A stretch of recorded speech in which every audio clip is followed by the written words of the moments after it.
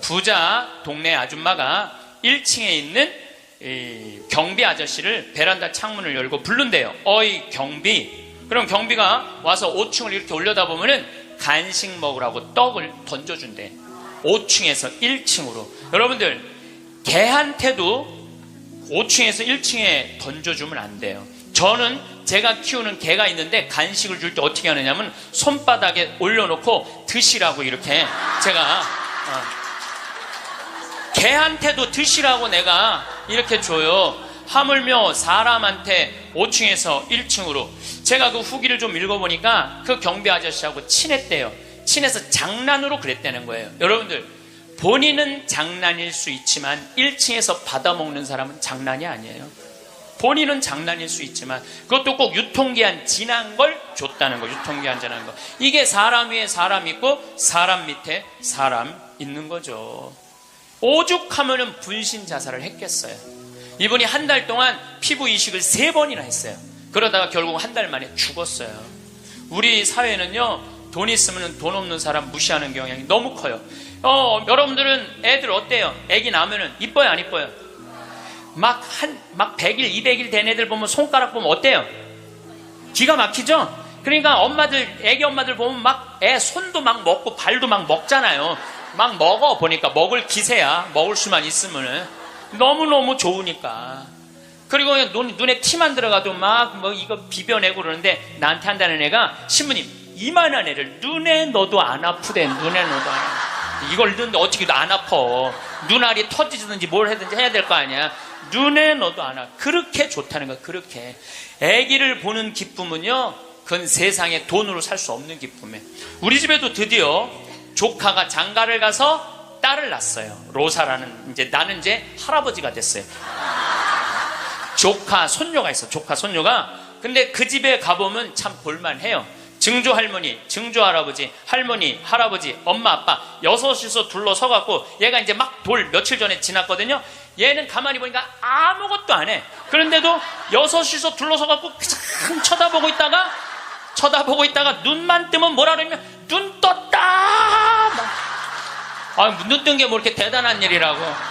6명이 둘러앉아갖고 눈 떴다고 난리를 치고, 거기다가 얘가 빵긋 웃기만 하잖아요. 그러면 그때부터는 애가 재롱을 피는 게 아니에요. 증조 할머니, 증조 할아버지부터 재롱을 피기 시작해. 오르르 깍꿍! 이게 누가 재롱 피는 거야? 내가 보기엔 지들이 재롱 피면서 얘가 재롱 핀다는 거야.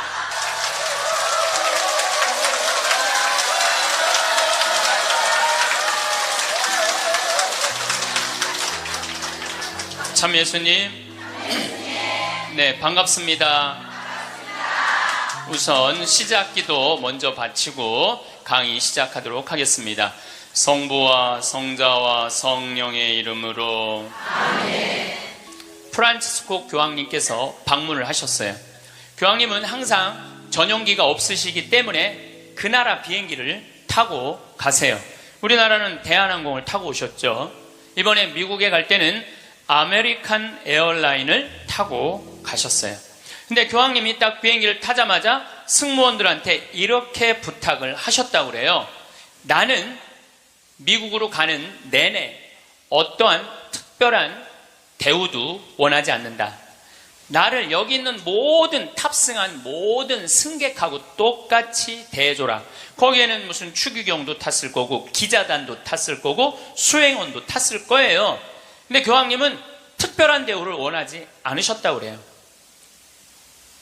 그리고 교황님은 내릴 때 정말로 여러분들한테 감사하다고, 승무원들한테 감사의 인사도 잊지 않으셨다고 그래요. 13억 명의 대표가 우리 프란치스코 교황님 아니에요. 가톨릭 신자가 지금 13억 명이니까. 그런데 그 대단한 분이 어떠한 특별한 대우도 원하지 않는다고. 그래서 그 교황님을 수행한 승무원들이 마지막에 후기를 쓴 거를 제가 읽었는데, 자기네들은 너무 특별한 대우를 원하지 않았던 그 교황님을 모시고 가면서 인생의 최대의 비행을 했다고 그래요. 너무너무 감동을 받았다고 그래요. 이렇게 세계 최고의 교황님도 특별한 대우를 원하지 않으셨는데, 뭐 항공사의 부사장은 땅콩 안 까줬다고 매뉴얼 판으로 자기 직원, 자기 돈을 벌어주는 사람이야. 고마운 사람이죠. 자기 직원 손가락 마디를 때리고 무릎을 꿇치고 그 다음에 강제로 용서를 청하라고 그랬다는 거예요. 그리고 그것도 모자라니까 어떻게? 비행기를 돌려서 그 중요한 사무장을 비행기에서 내리게 했다는 거예요. 이게 바로 사람 위에 사람 있고 사람 밑에 사람 있는 거죠. 대한민국은요, 돈 있으면요 갑질을 너무나 많이 해요. 여러분들 갑질 얘기 참 많이 들으셨죠? 백화점에서 근무하는 분들, 은행에서 근무하는 분들, 병원에서 근무하는 분들, 심지어 전화 마케팅 하는 분들, 이런 분들이 우리나라에 지금 몇 명이 일을 하느냐 하면 700만 명 정도가 일을 해요. 그 700만 명들은 매일매일 무시를 당하고 살고 있는 거예요. 그러니까 수많은 사람들이 매일매일 무시를 당하고 있는 거죠. 그런데 우리들이 이 인생을 살아가면서 사람을 무시하라고 그런 권한을 받은 적이 한 번도 없어요. 사람을 존중하라고 우리는 예수님한테 가르침을 받았죠. 작년에 서울의 한 부자 동네에서 70살 먹은 아줌마가 70살 먹으면 아줌마예요, 여러분들. 예. 아, 웃을 일이 아니에요. 예. 이번에 유엔에서 나이 재정립이 나왔어요. 나이 재정립이 나왔는데 1살서부터 17살을 미성년이라고 그래요. 미성년. 예. 미성년 17살을 18살서부터 65살을 청년이라고 그래요. 청년. 이거는 제가 한 얘기가 아니고 유엔에서 한 얘기예요. 유엔에서 65살까지는 청년이라고 그래요. 나는 65살 미치다 한번 손 들어보세요. 이렇게 청년이 많아 지금. 여기에 청년이 엄청나게 많이 온 거예요. 우리 교회에 청년이 없다고 많은 교회 지도자들은 걱정을 합니다. 근데 저는 걱정할 일이 아니라고 생각해요. 여기 있는 이렇게 많은 청년들이 있는데 왜 걱정을 해? 그러니까 여러분들은 지금 성모에 활동해야 되는 분들이 아니라 청년에 활동해야 되는 분들이에요. 청년에. 만약에 내가 65이 돼서 애도 다 키웠고 결혼도 다 시켰고 나는 이제 늙었다.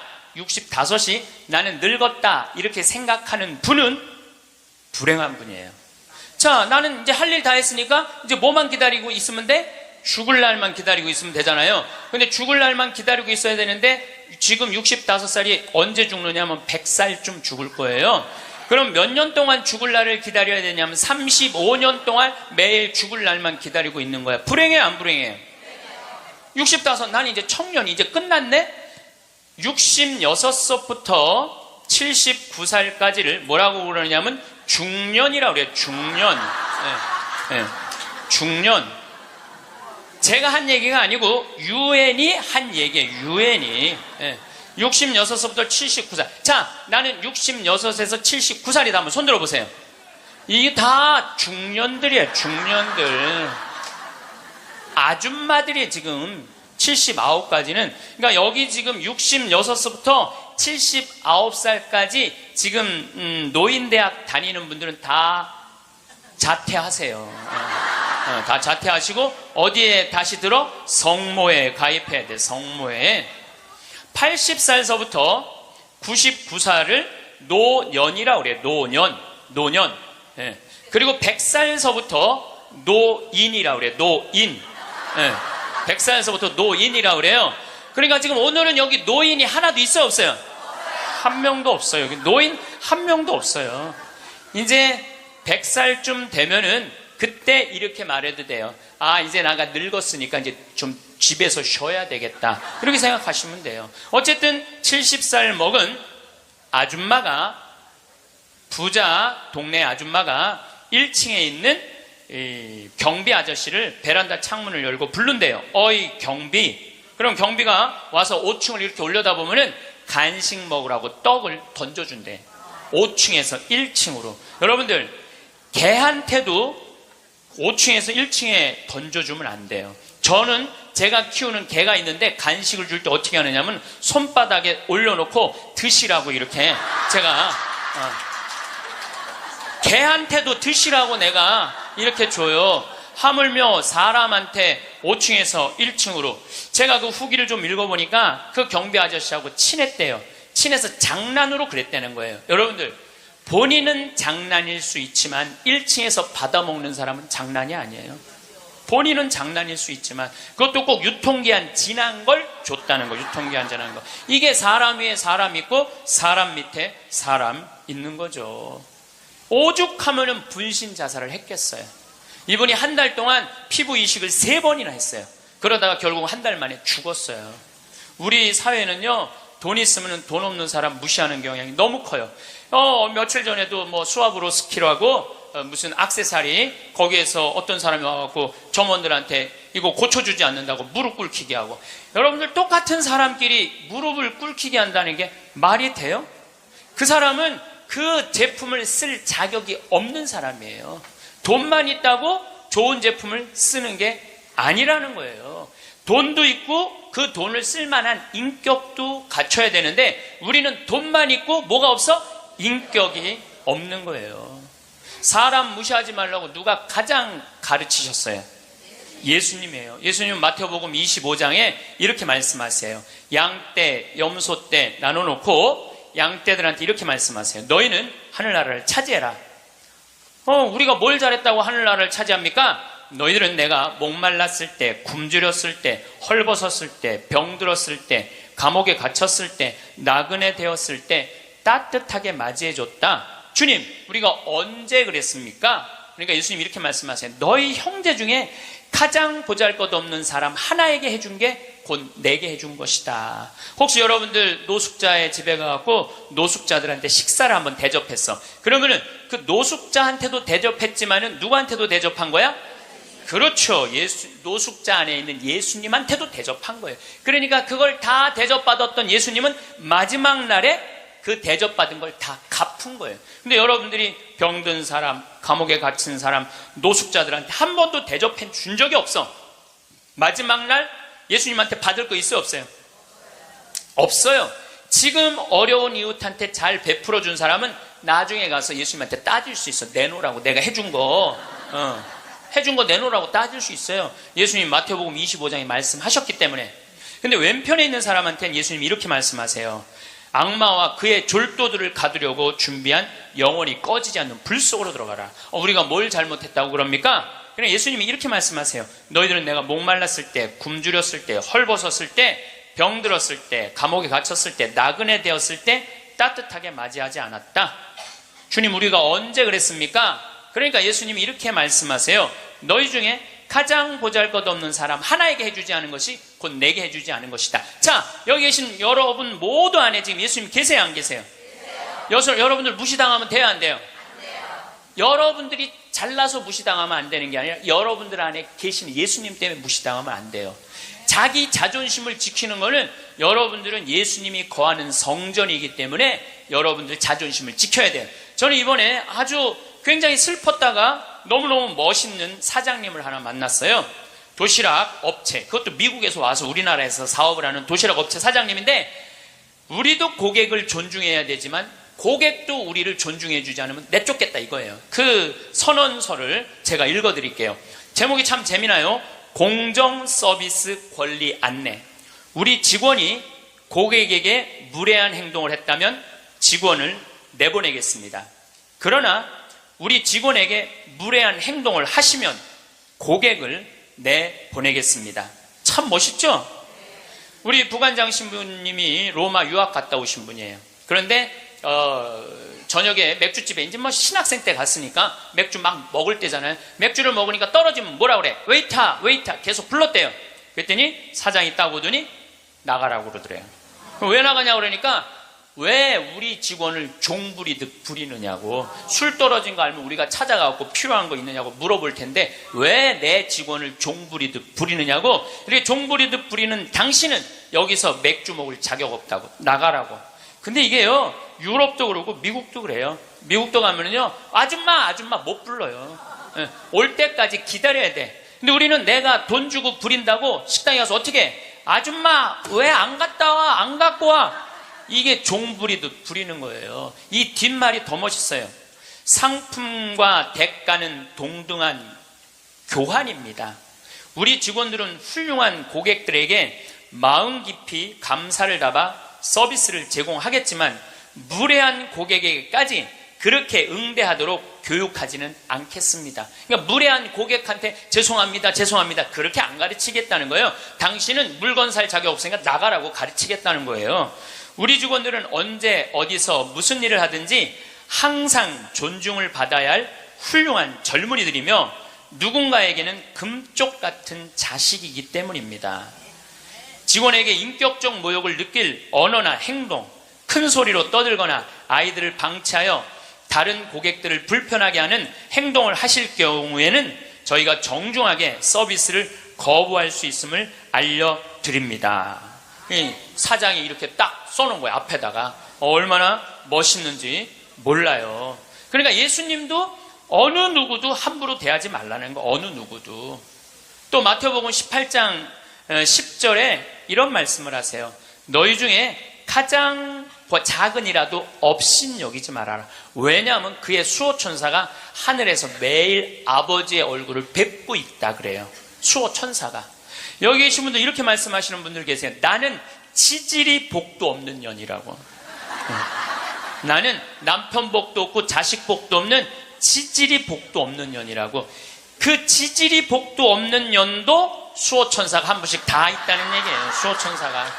수호천사가 한 분씩 다 있는 거예요. 그러니까 여기 계신 여러분들 전부 지금 수호천사 있어요, 없어요? 있어요. 여러분들 언제 수호천사가 여러분들 가장 곁에 있느냐면 여러분들이 성체 영화로 나올 때 수호천사가 항상 여러분들을 수호하고 나온다는 거예요. 여러분들 대단한 분들이에요. 수호천사 한 분씩 다 거느리고 있으니까. 그러니까 무시당하면 돼요, 안 돼요? 무시당하면 안 돼요. 예수님은 이 세상에 오셨을 때도 가진 자 편에 서지 않고 가지지 못한 자 편에 서세요. 부처님 아버지는 직업이 뭐죠? 부처님 아버지는 왕이었어요. 공자님 아버지는 관리였어요. 마호메트 아버지는 큰 부자 상인이었어요. 물론 마호메트 엄마가 뱃속에 있을 때 돈 벌러 나갔다 죽어요. 그래갖고 마호메트는 유복자. 예수님 아버지는 직업이 뭐예요? 목수. 내가 신학교 다닐 때 신론 배울 때 예수님 아버지는 성부라고 예수님 아버지 직업은 하느님이었어요. 하느님. 예수님 양아버지 직업은 뭐예요? 목수예요. 2000년 전에 목수는 하루에 2끼 정도 먹었다고 그래요. 그러니까 가난한 집에 태어나신 거예요. 예수님은. 굳이 당신이 선택해서 올 수 있었는데 굳이 가난한 집에 택해서 오신 이유는 뭐냐면 가난한 이들과 함께 하겠다는 거예요. 그리고 당신 태어날 때 천사들이 누구를 초대하느냐면 목동들을 초대해요. 야, 삼왕은 자기네들이 찾아온 거고 예수님이 초대한 건 누구냐 하면은 목동들이에요. 저기 대단한 분 태어났으니까 가봐라. 그래갖고 예수님한테 처음으로 인사를 한 사람들은 목동들이야. 우리가 알퐁소 토대의 별이라는 책을 읽어갖고 목동을 굉장히 낭만적인 사람들로 알고 있는데 중동에 가보면요 세상에 더러운 게 목동이에요. 그래서 목동하고 상대하지 말라 그래. 도둑놈들이라고 상대하지 말라 그래. 왜냐하면 한번 풀뜨러 염소 풀뜨러로 나가면은 한 달을 돌아다녀야 되거든요. 그러니까 한 달 동안 내가 가서 보니까 머리에 떡을 칠하고 다녀요. 먹을 냄새가 얼마나 나는지 몰라. 또 밤낮에 기온차가 많으니까 옷을 몇 겹을 입고 한 달 동안 안 빨고 그것만 입고 다니는 거예요. 그 더럽고 냄새나는 목동들을 예수님은 첫 손님으로 초대한 거예요. 이게 누구를 초대하겠다냐? 보잘것없는 사람들을 귀하게 여기겠다는 거예요. 그리고 당신 활동하실 때는 앞 못 보는 사람, 듣지 못하는 사람, 말하지 못하는 사람, 팔 오그라드는 사람, 등 굽은 여자, 다리 오그라드는 사람, 몸 썩어가는 나 환자, 몸 파는 여자, 나라 팔아먹은 세리들이랑 먹고 마시고 놀았다고 그래요. 저는 신약성서 읽으면서 가장 가슴 떨리는 성서 구절이 뭐냐면 예수님은 그들과 먹고 마시고 놀았다. 이거를 읽으면 막 가슴이 떨려요. 여러분들 세상에 먹고 마시고 노는 것처럼 중요한 일이 어디 있어요? 그렇죠? 여러분들 저하고 방송을 통해서 유튜브를 통해서 친숙하시죠? 친숙하다더라도 나하고 먹고 마시고 놀진 않잖아요. 먹고 마시고 놀 수 있는 사이는요, 친하지 않으면 못해요. 여러분들도 누구랑 먹고 마시고 놀아요? 친한 사람들이랑 먹고 마셔요. 오늘 이거 끝나고 나면 길거리에 나가고 너 오늘 나하고 먹고 마시고 놀자. 길거리에 있는 사람한테 말할 수 있어요, 없어요? 귀싸대기 맞을 거예요. 여기 오늘 같이 온 친구들하고 야, 우리 오늘 강의 끝났으니까 여기 명동에 가고 우리 먹고 마시고 놀자. 친하지 않으면 못하는 거예요. 친하지 않으면. 그리고 먹고 마시고 노는 사이는 그 사람의 속사정을 다 알아요. 그 사람이 뭘 힘들어하는지, 그 사람의 고민이 뭔지 먹고 마시고 놀지 않으면 모르는 거예요. 본당 신부도 마찬가지예요. 본당 신부할 때 5년 동안 사목을 했는데 교우들하고 한 번도 먹고 마시고 놀지 않았어.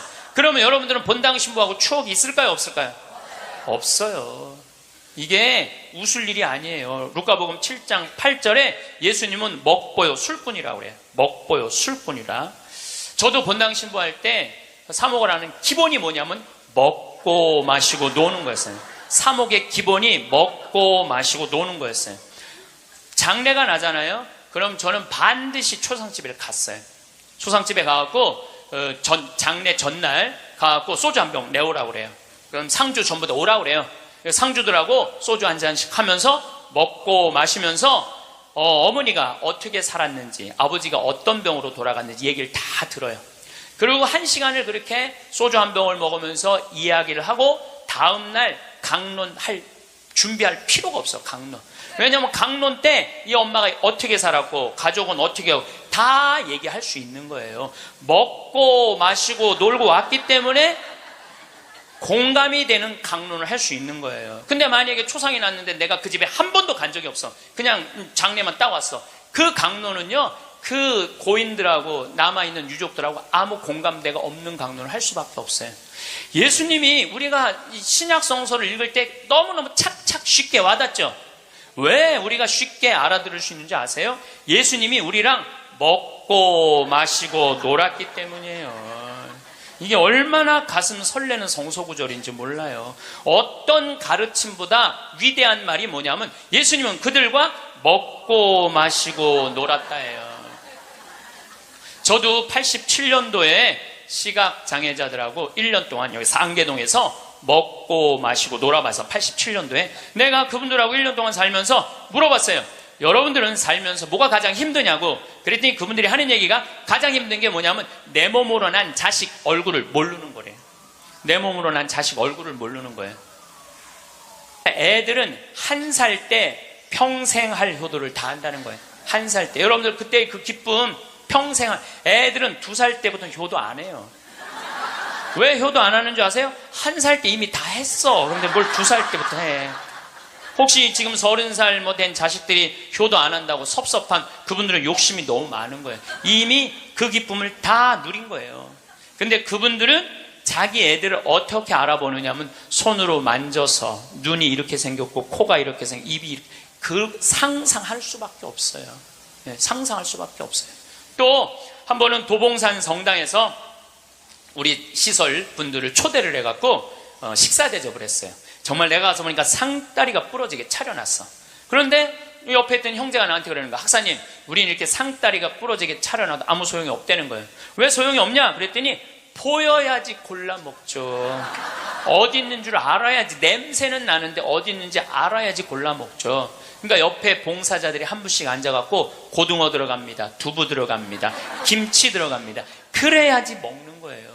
근데 우리 생태마을에 딱 음식 차려놓으면은 막 김치, 뭐 고등어 막 이제 묵은지 절여놓은 거 막 이분들 막 입에 군침이 돈대. 딱 보면은 막 깍두기 쫙 빨갛게 해놓고 막 김치찌개 두부 딱 올려있으면 입에 군침이 돈다는 거예요. 우린 눈으로 먹는 거예요. 먼저 눈으로 먹고 입에 군침이 도는 거예요. 이걸 영어로 뭐라고 그러냐면 My mouth is watering 그래요. 네. 군침 돈다. My mouth is watering. 군침이 도네. 근데 그분들은 눈으로 먹는 기쁨이 없는 거예요. 여러분들 뭐가 지지리 복도 없긴 뭐가 지지리 복도 없어. 이 눈으로 벌써 음식을 먹는데 이거 눈알 하나 갈아 끼는데 1억이라는데 2개 갈아 끼면 2억인데 2억을 끼고 지지리 복도 없는 년. 무슨 지지리 복도 없는 년이에요. 또 87년도는 인천에서 수원에서 전철이 전부 다 의정부로 갔어요. 그때만 해도 우리 시각장애자들이 전철에서 바구니 들고 어두운 밤에 깜깜한 밤에 이러고 가면은 500원씩 1000원씩 줬어요. 기억나시죠? 네. 그렇게 하루 종일 전철을 오고 가면서 모으면은 그때 돈으로 꽤 컸대요. 15,000원, 20,000원 됐대요. 그때 돈으로. 그러면은 창동이나 도봉역에서 딱 내리면은 도둑놈들이 따라다니다가 역에서 나가면은 그걸 낚아채 가는 거예요. 그걸 낚아채 가는 거예요. 그럴 때 너무너무 속상하다는 거. 너무너무 화가 나. 하루 종일 고생한 건데. 그러니까 누굴 데리고 나가느냐면 5학년, 6학년, 중학교 1학년 된 자기 애들을 데리고 나가는 거예요. 자기 애들은 그거 일 나가는 게 죽기보다 싫은 거예요. 매일 우리 시설 마당에서 애들이 울어. 너 왜 울어? 그럼 자기 일 나가기 싫다는 거예요. 네가 무슨 일을 나가는데 애들이 얘기해 주는 거예요. 낚아채갖고 엄마 아빠가 나 데리고 나간다고. 그럼 엄마 아빠 손잡고 지팡이 잡고 전철 안에 왔다 갔다 하는 거 걔네들이. 그러는 수원이나 인천은 아무 상관없대요. 창동이나 도봉역에 딱 그 전철을 지나갈 때 되면 누굴 만나냐면 반 친구들을 만나는 거야. 반 친구들이 그걸 보고 다음날 학교 가서 다 소문을 내는 거야. 제 엄마 손잡고 국어라로 다닌다고. 얼마나 그 나이에 자존심이 상해요. 그러니까 내가 그들과 1년 동안 먹고 마시고 놀지 않았으면 그분들의 아픔을 몰랐을 거예요. 예수님은 이 세상에 오셔서 3년 동안 정말 가지지 못한 사람이나 가진 사람이나 누구하고 먹고 마시고 놀았어요. 그러니까 강생이라는 말 참 많이 듣죠. 예수님은 이 세상에 강생하셨다. 그냥 몸만 오신 게 아니에요. 삶 자체로 이 세상에 들어오신 거예요. 그래서 우리랑 먹고 마시고 놀면서 우리가 고민하는 게 뭔지, 우리가 힘들어하는 게 뭔지 너무너무 잘 아셨어요. 그래서 예수님은 특별히 아픈 사람들, 병든 사람들 고쳐주는 거 주저하지 않으셨어요. 다 고쳐주셨어요. 지금 한국에는 크리스찬이 2천만이 있어요. 개신교 1,500만, 가톨릭 500만. 크리스찬이라는 건 뭐냐면 그리스도처럼 살겠다는 거예요. 여기 계신 여러분들 전부 왜 세례받았냐면 그리스도처럼 살라고 세례받은 거야.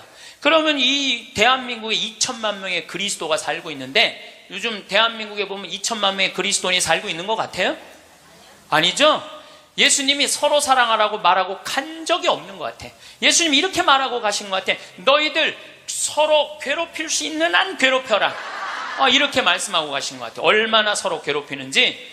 작년 4월 6일 날 윤승주 일병이 죽었어요. 군대 간 지 4개월 만에 4명의 선임이 괴롭혀갖고. 근데 어떻게 괴롭혔느냐면 치약 한 통을 다 짜서 강제로 먹였다는 거예요. 치약 한 통을 다 짜서. 그리고 가래침을 뱉고 그걸 핥아 먹으라고 그러고. 이게 사람이 할 짓이에요? 사람이 할 짓이 아니에요. 죽기 이틀 전에는 냉동 음식을 입에다가 집어넣고 얼굴을 때리고 밥알이 튀어나오면 다시 삼키라고 그러고 핥아서. 결국은 기도가 막혀서 죽었다고 발표가 나왔어요. 그런데 윤승주 일병 사돈 쪽에 정형외과 의사가 있어요. 젊은 애가 기도가 막혀 죽을 리가 없다. 한번 시신을 다시 보자. 시신을 꺼내봤더니 온몸에 피멍이 다 들은 거예요. 이틀 동안 마대자루로 때린 거예요. 그래갖고 맞아 죽은 거예요. 쉽게 말하면 맞아 죽은 거예요. 잠도 안 재우고. 근데 윤승주 일병은 군대 가기 전에 전액 장학생이었어요. 대학생이었는데 그리고 과 대표였고 이렇게 멀쩡한 아이가 군대 가갖고 죽은 거예요. 그래서 작년 내내 군대를 개혁한다고 난리를 치는데 저는 군대를 개혁해서 될 일이 아니에요. 여러분들 우리나라 애들은 군대 가기 전에 이미 다 망가져서 들어가요. 우리나라 중고등학교 애들 여러분들 남자애들 보면 눈빛 보면 어때요? 살벌하지 않아요? 이렇게 눈빛 딱 마주치면은 어떤 놈이야 걸리지 내가 오늘 가만히 안 놔둬 이런 기세예요. 우리나라 지금 중고등학교 남자애들은 극도의 스트레스 속에서 자라는 거예요. 왜? 경쟁 속에서 경쟁만 가르치고 협력, 이해, 양보, 사랑 이런 게 안 배워요. 경쟁, 출세 1등만 배운 애들이야. 그러니까 눈에 도끼가 있는 거야 애들이. 그런 애들이 군대 가갖고 서로 괴롭히는 거예요. 이미 군대 가기 전에 망가진 거예요. 여러분들 텔레비전 보면 요즘 대한민국 뭔가 잘못 가고 있다는 생각 안 들어요? 뭔가 우리 지금 잘 가고 있어요? 잘 못 가고 있어요. 대한민국 건국이념은 뭐예요? 홍익인간 그건 4348년 전에 단군 할아버지가 한 얘기고 대한민국 건국이념은 뭐예요? 대한민국 건국 이념은 뭐냐면 우리도 한번 잘 살아보세요. 돈이야, 돈. 돈이라면요 무슨 짓이든 해요. 정말 지난 70년 동안 돈을 벌기 위해서 우리는 혈안이 돼 있었어요. 그리고 우리나라는 돈을 많이 벌었어요. 참 많이 벌은 나라예요.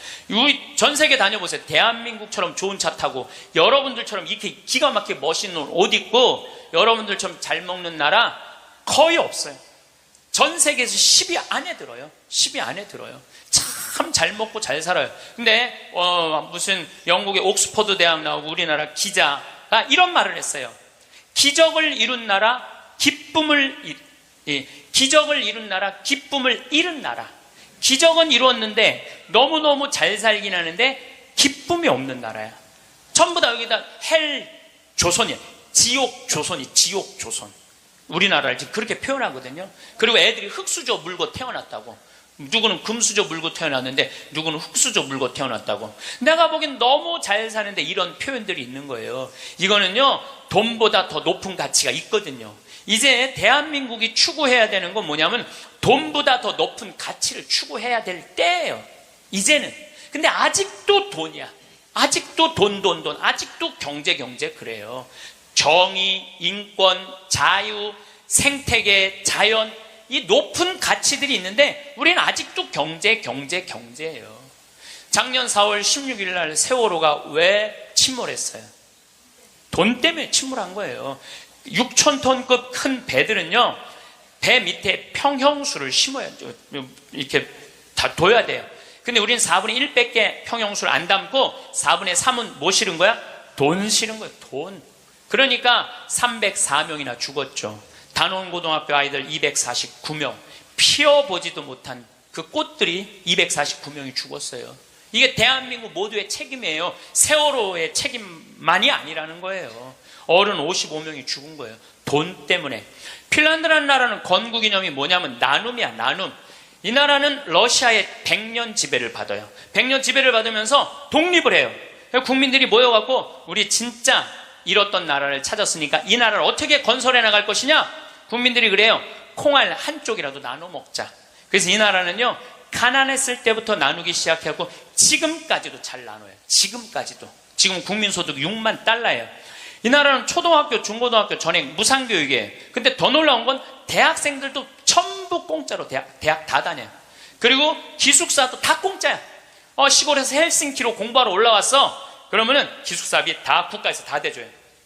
근데 더 놀라운 건 대학생들이 돈이 없어갖고 아르바이트 할까봐, 책 사볼 돈이 없어서 아르바이트 할까봐 아르바이트 하지 마라, 공부해. 그러면서 책값 하라고 모든 대학생들한테 한 달에 43만 원씩 용돈을 줘요.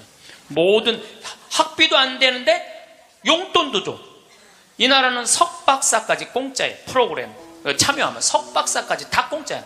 그러려면 뭘 많이 내야 돼? 세금을 많이 내야 되잖아요. 이 나라는 한 700만 원 정도 월급 받는 사람들이 세금을 얼마를 내냐면 320만 원 정도 내요.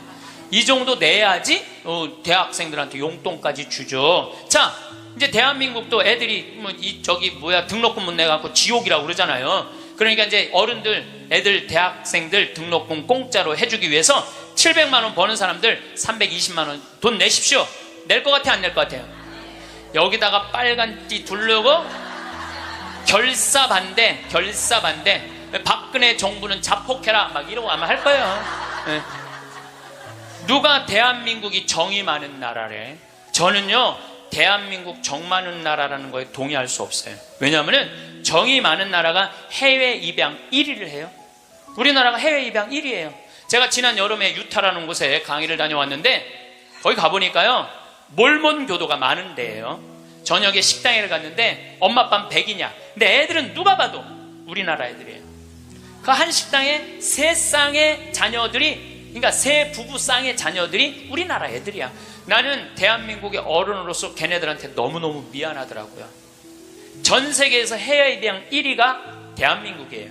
2위가 어딘 줄 아세요? 필리핀이에요. 3위가 우간다, 4위가 인도, 5위가 우즈베키스탄이에요. 그 나라들에 비하면 우리나라는요 2배, 3배 잘 사는 나라예요. 2배, 3배 잘 사는 나라에서 해외 입양 1위를 하고 있는데 정이 많은 나라예요? 정말 나라 아니에요. 또 제가 요즘 잠비아 도와준다고 한 3년 동안 한 10억 정도 잠비아 도와줬어요. 가서 뭐 이제 농장도 한 20만 평 꾸며주고, 소도 돼지도 닭도 뭐 옥수수밭도 감자밭도 다 해놨어요. 근데 나한테 전화해갖고 이렇게 항의하는 분들 참 많아요. 대한민국에도 굶어 죽는 사람 많은데 뭐하러 아프리카까지 가서 도와주느냐고, 정신 있는 거냐 없는 거냐, 나한테 이렇게 전하는 분들 참 많아요. 여러분들, 우리나라가요 6.25 전쟁 끝나고 난 다음에요 미국에서요 밀가루 받아서 먹고 살았어요. 밀가루. 그래서 우리 천주교하고 밀가루하고 인연이 많아요. 정부를 못 믿으니까 밀가루를 어디다 줬어? 성당에 다 갖다 줬어요. 그래서 성당에서 나눠줬어요. 그래서 옛날에는 밀가루 받아 먹으려고 세례 받는다 그래서 밀가루 신자라는 말까지 나왔어요. 그렇게 우리가 그 배고픈 시기를 미국에서 원조 받아갖고 버텨냈어. 그럼 세계에서 9번째로 1조 달러가 넘는 나라가 9나라인데 우리나라가 9번째 1조 980억 달러예요.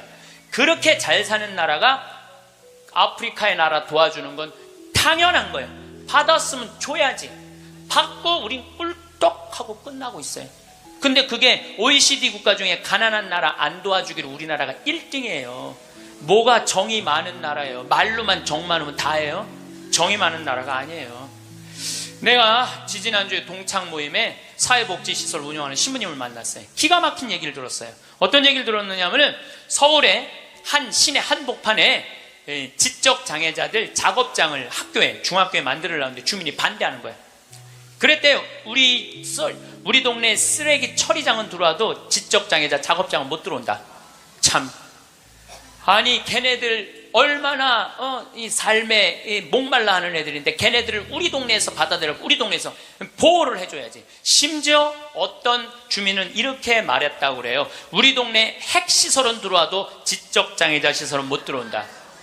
이게 우리가요 철저하게 이기적인 거예요. 님비라고 그래요. 님비. 요즘 우리 평창에는 동계올림픽 때문에 도로가 뻥뻥 나요. 근데 우리 생태마을 바로 옆에 도로가 나요. 근데 거기를 터널을 뚫어요. 강의 중에 다이나믹 터질 때 막 건물이 울려요. 그래서 사람들이 와서 나한테 그래요. 신부님 저렇게 바로 터널을 뚫는데 반대 안 하시느냐고. 내가 이렇게 말해요. 저거 반대하려면 5년 정도 걸려. 매일 도로에 들어놓아야 돼. 나는 내 인생 매일 도로에 들어놓기 내 인생이 너무 아까워. 그리고 일하는 우리 옆으로 지나가는 거, 일하는 마을로 지나가는 거예요. 그럼 내가 반대한다고 칩시다. 그러면 이 안은 누구한테로 지나가는 거야? 마을로 지나가는 거예요. 그럼 우리 내 옆길은 안 되고 옆에 마을은 괜찮고. 이게 이기적인 거, 이기적인 거.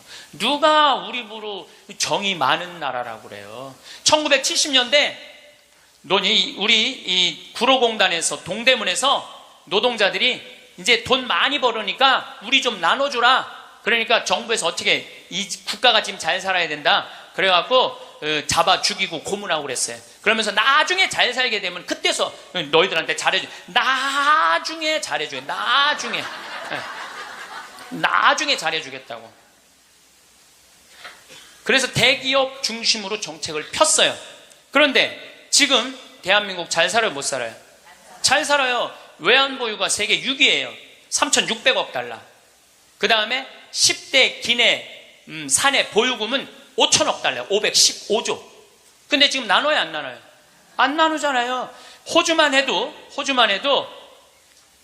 광부들이 연봉이 얼마냐면 1억 2천이에요. 광부들이.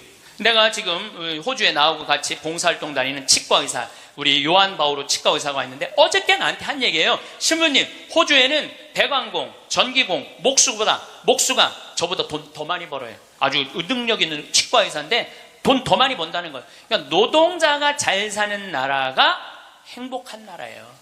예. 나중에 나눠주긴 언제 나눠줘. 나중에는 다 굶어 죽고 난 다음에 나눠줘요. 나누려면 언제 나눠야 돼? 지금 나눠야 돼. 지금. 내가 성당 질 때도 부자들한테 신축 헌금 좀 하시죠. 그럼 신부님 나중에 땅 팔리면 할게요. 나중에 땅 팔리면 할게요. 이런 분들은요 절대 안 해요. 착한 일도 많은 사람들, 신부님 내가 나중에 돈 벌면 할게요. 이런 사람들은 착한 일 안 하겠다는 사람들이에요. 지금 하지 않으면 나중에는 못 하는 거예요. 나중에는. 지금 해야 돼. 하려면 지금 해야 돼요. 마침 기도 벌써 시간이 45분이나 됐어요. 마침 기도 제가 신약 성서의 예수님은요 서로 사랑하라는 말보다는 남을 무시하지 말라는 말을 훨씬 많이 하셨어요. 남을 무시하지 말라는 말을, 이 사람을 무시하지 말고 어린아이를 무시하지 말고 가난한 사람을 무시하지 말고 이 이야기를 훨씬 많이 하셨어요. 그러니까 사람을 귀하게 여기라는 얘기예요. 성부와 성자와 성령의 이름으로 아멘. 작은 이들을 업신여기지 마라. 너희는 이 작은 이들 가운데 하나라도 업신여기지 않도록 주의하여라. 내가 너희에게 말한다. 하늘에서 그들의 천사들이 하늘에 계신 내 아버지의 얼굴을 늘 보고 있다. 사랑 많으신 하느님 아버지, 당신은 아들 예수님을 이 세상에 보내셔서 우리와 함께 먹고 마시고 놀면서 우리들이 이 세상살이 하면서 힘들어하는 것을 위로해 주시기 위하여 당신 아들을 파견하셨나이다. 그 거룩한 예수 성심을 닮아 우리들도 생활 안에서 만나는 우리 주위 사람들 무시하지 않고 그들을 존중하고 그들 안에 있는 예수님의 모습을 찾아내어 그들을 존중할 수 있는 그러한 지혜 허락하소서. 영광이 성부와 성자와 성령께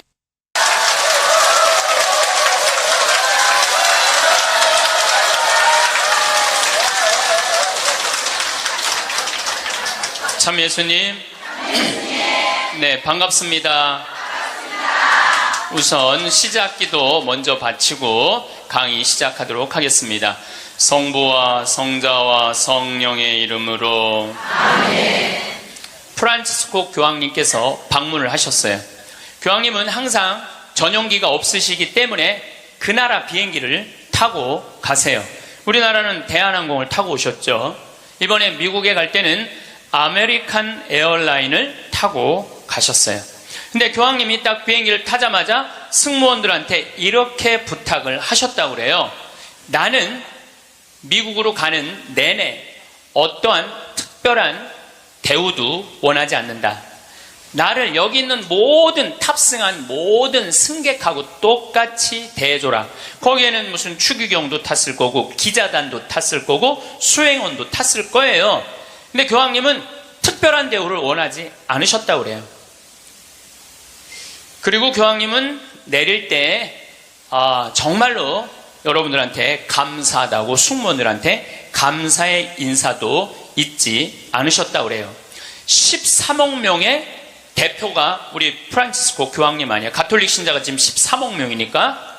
그런데 그 대단한 분이 어떠한 특별한 대우도 원하지 않는다고. 그래서 그 교황님을 수행한 승무원들이 마지막에 후기를 쓴 거를 제가 읽었는데 자기네들은 너무 특별한 대우를 원하지 않았던 그 교황님을 모시고 가면서 인생의 최대의 비행을 했다고 그래요. 너무너무 감동을 받았다고 그래요.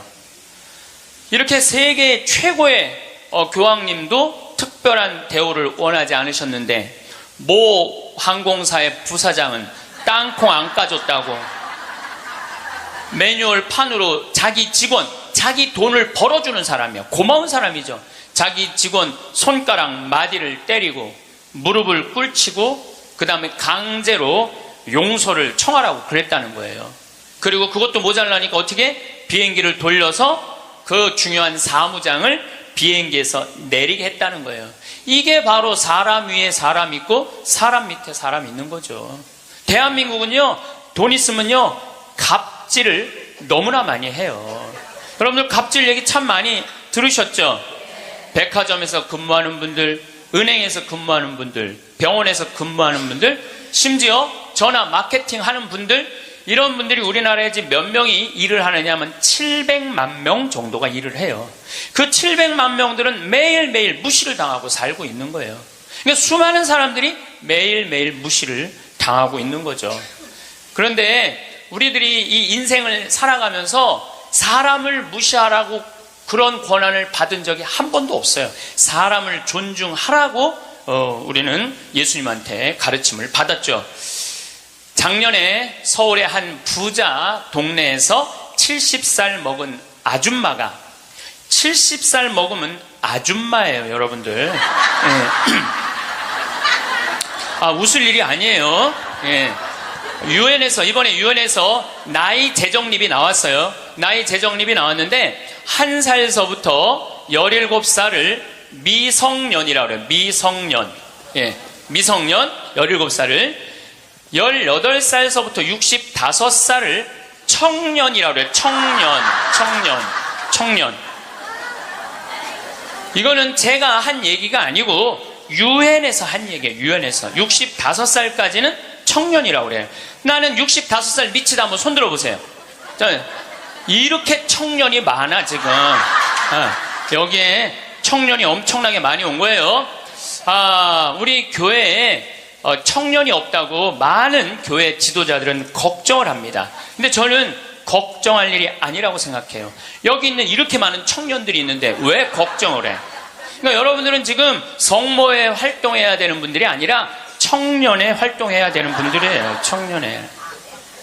만약에 내가 65이 돼서 애도 다 키웠고 결혼도 다 시켰고 나는 이제 늙었다, 65이 나는 늙었다 이렇게 생각하는 분은 불행한 분이에요. 자, 나는 이제 할 일 다 했으니까 이제 뭐만 기다리고 있으면 돼? 죽을 날만 기다리고 있으면 되잖아요. 근데 죽을 날만 기다리고 있어야 되는데 지금 65살이 언제 죽느냐면 100살쯤 죽을 거예요. 그럼 몇 년 동안 죽을 날을 기다려야 되냐면 35년 동안 매일 죽을 날만 기다리고 있는 거야. 불행해 안 불행해요?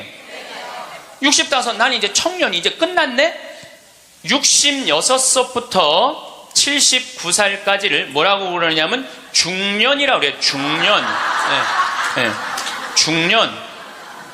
제가 한 얘기가 아니고 유엔이 한 얘기예요. 유엔이.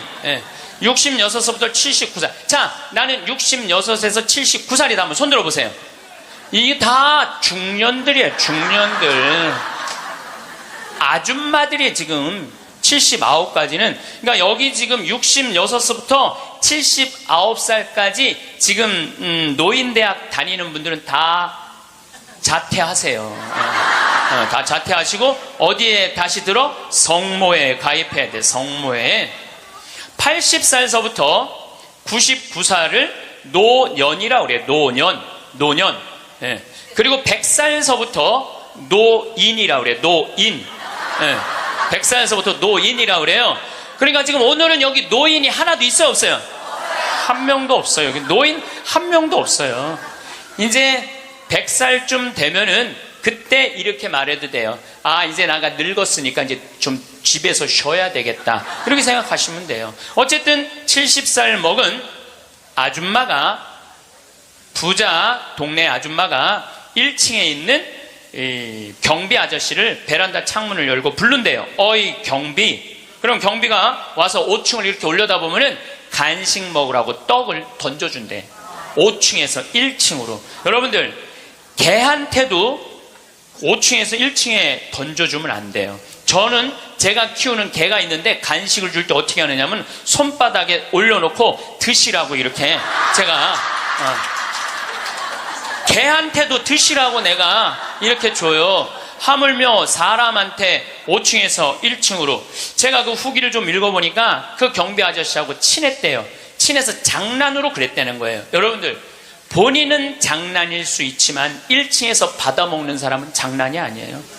본인은 장난일 수 있지만 그것도 꼭 유통기한 지난 걸 줬다는 거. 유통기한 지난 거. 이게 사람 위에 사람 있고 사람 밑에 사람 있는 거죠. 오죽하면은 분신 자살을 했겠어요. 이분이 한 달 동안 피부 이식을 3번이나 했어요. 그러다가 결국 한 달 만에 죽었어요. 우리 사회는요, 돈 있으면 돈 없는 사람 무시하는 경향이 너무 커요. 며칠 전에도 뭐 수압으로 스키라고 무슨 액세서리, 거기에서 어떤 사람이 와갖고 점원들한테 이거 고쳐주지 않는다고 무릎 꿇히게 하고. 여러분들, 똑같은 사람끼리 무릎을 꿇히게 한다는 게 말이 돼요? 그 사람은 그 제품을 쓸 자격이 없는 사람이에요. 돈만 있다고 좋은 제품을 쓰는 게 아니라는 거예요. 돈도 있고 그 돈을 쓸만한 인격도 갖춰야 되는데 우리는 돈만 있고 뭐가 없어? 인격이 없는 거예요. 사람 무시하지 말라고 누가 가장 가르치셨어요? 예수님이에요. 예수님은 마태복음 25장에 이렇게 말씀하세요. 양떼, 염소떼 나눠놓고 양떼들한테 이렇게 말씀하세요. 너희는 하늘나라를 차지해라. 우리가 뭘 잘했다고 하늘나라를 차지합니까? 너희들은 내가 목말랐을 때, 굶주렸을 때, 헐벗었을 때, 병들었을 때, 감옥에 갇혔을 때, 나그네 되었을 때 따뜻하게 맞이해줬다. 주님, 우리가 언제 그랬습니까? 그러니까 예수님 이렇게 말씀하세요. 너희 형제 중에 가장 보잘것없는 사람 하나에게 해준 게 곧 내게 해준 것이다. 혹시 여러분들 노숙자의 집에 가갖고 노숙자들한테 식사를 한번 대접했어. 그러면은 그 노숙자한테도 대접했지만은 누구한테도 대접한 거야? 그렇죠.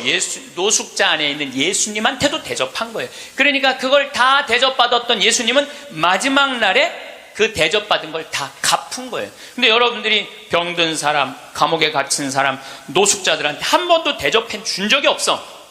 마지막 날 예수님한테 받을 거 있어요, 없어요? 없어요. 지금 어려운 이웃한테 잘 베풀어 준 사람은 나중에 가서 예수님한테 따질 수 있어. 내놓으라고, 내가 해준 거. 해준 거 내놓으라고 따질 수 있어요. 예수님 마태복음 25장에 말씀하셨기 때문에.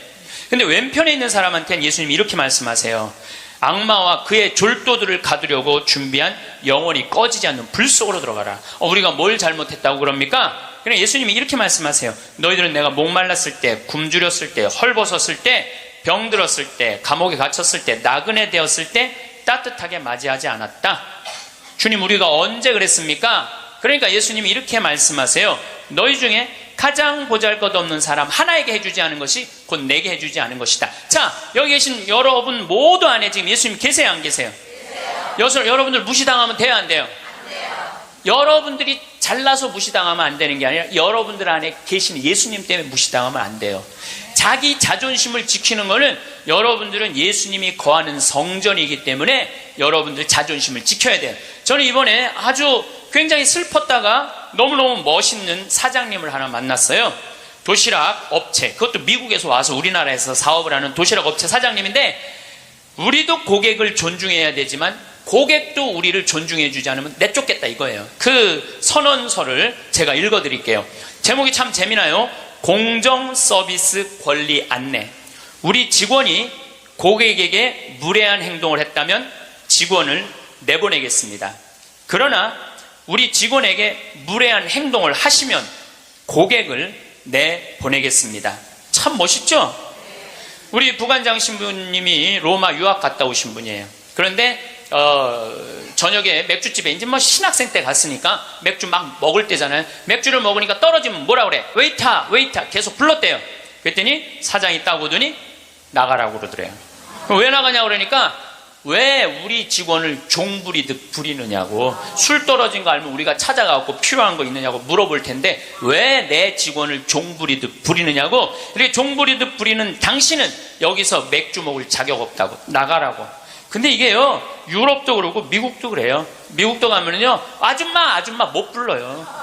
올 때까지 기다려야 돼. 근데 우리는 내가 돈 주고 부린다고 식당에 가서 어떻게 해? 아줌마 왜 안 갔다 와? 안 갖고 와? 이게 종부리듯 부리는 거예요. 이 뒷말이 더 멋있어요. 상품과 대가는 동등한 교환입니다. 우리 직원들은 훌륭한 고객들에게 마음 깊이 감사를 담아 서비스를 제공하겠지만 무례한 고객에게까지 그렇게 응대하도록 교육하지는 않겠습니다. 그러니까 무례한 고객한테 죄송합니다 그렇게 안 가르치겠다는 거예요. 당신은 물건 살 자격 없으니까 나가라고 가르치겠다는 거예요. 우리 직원들은 언제 어디서 무슨 일을 하든지 항상 존중을 받아야 할 훌륭한 젊은이들이며 누군가에게는 금쪽 같은 자식이기 때문입니다.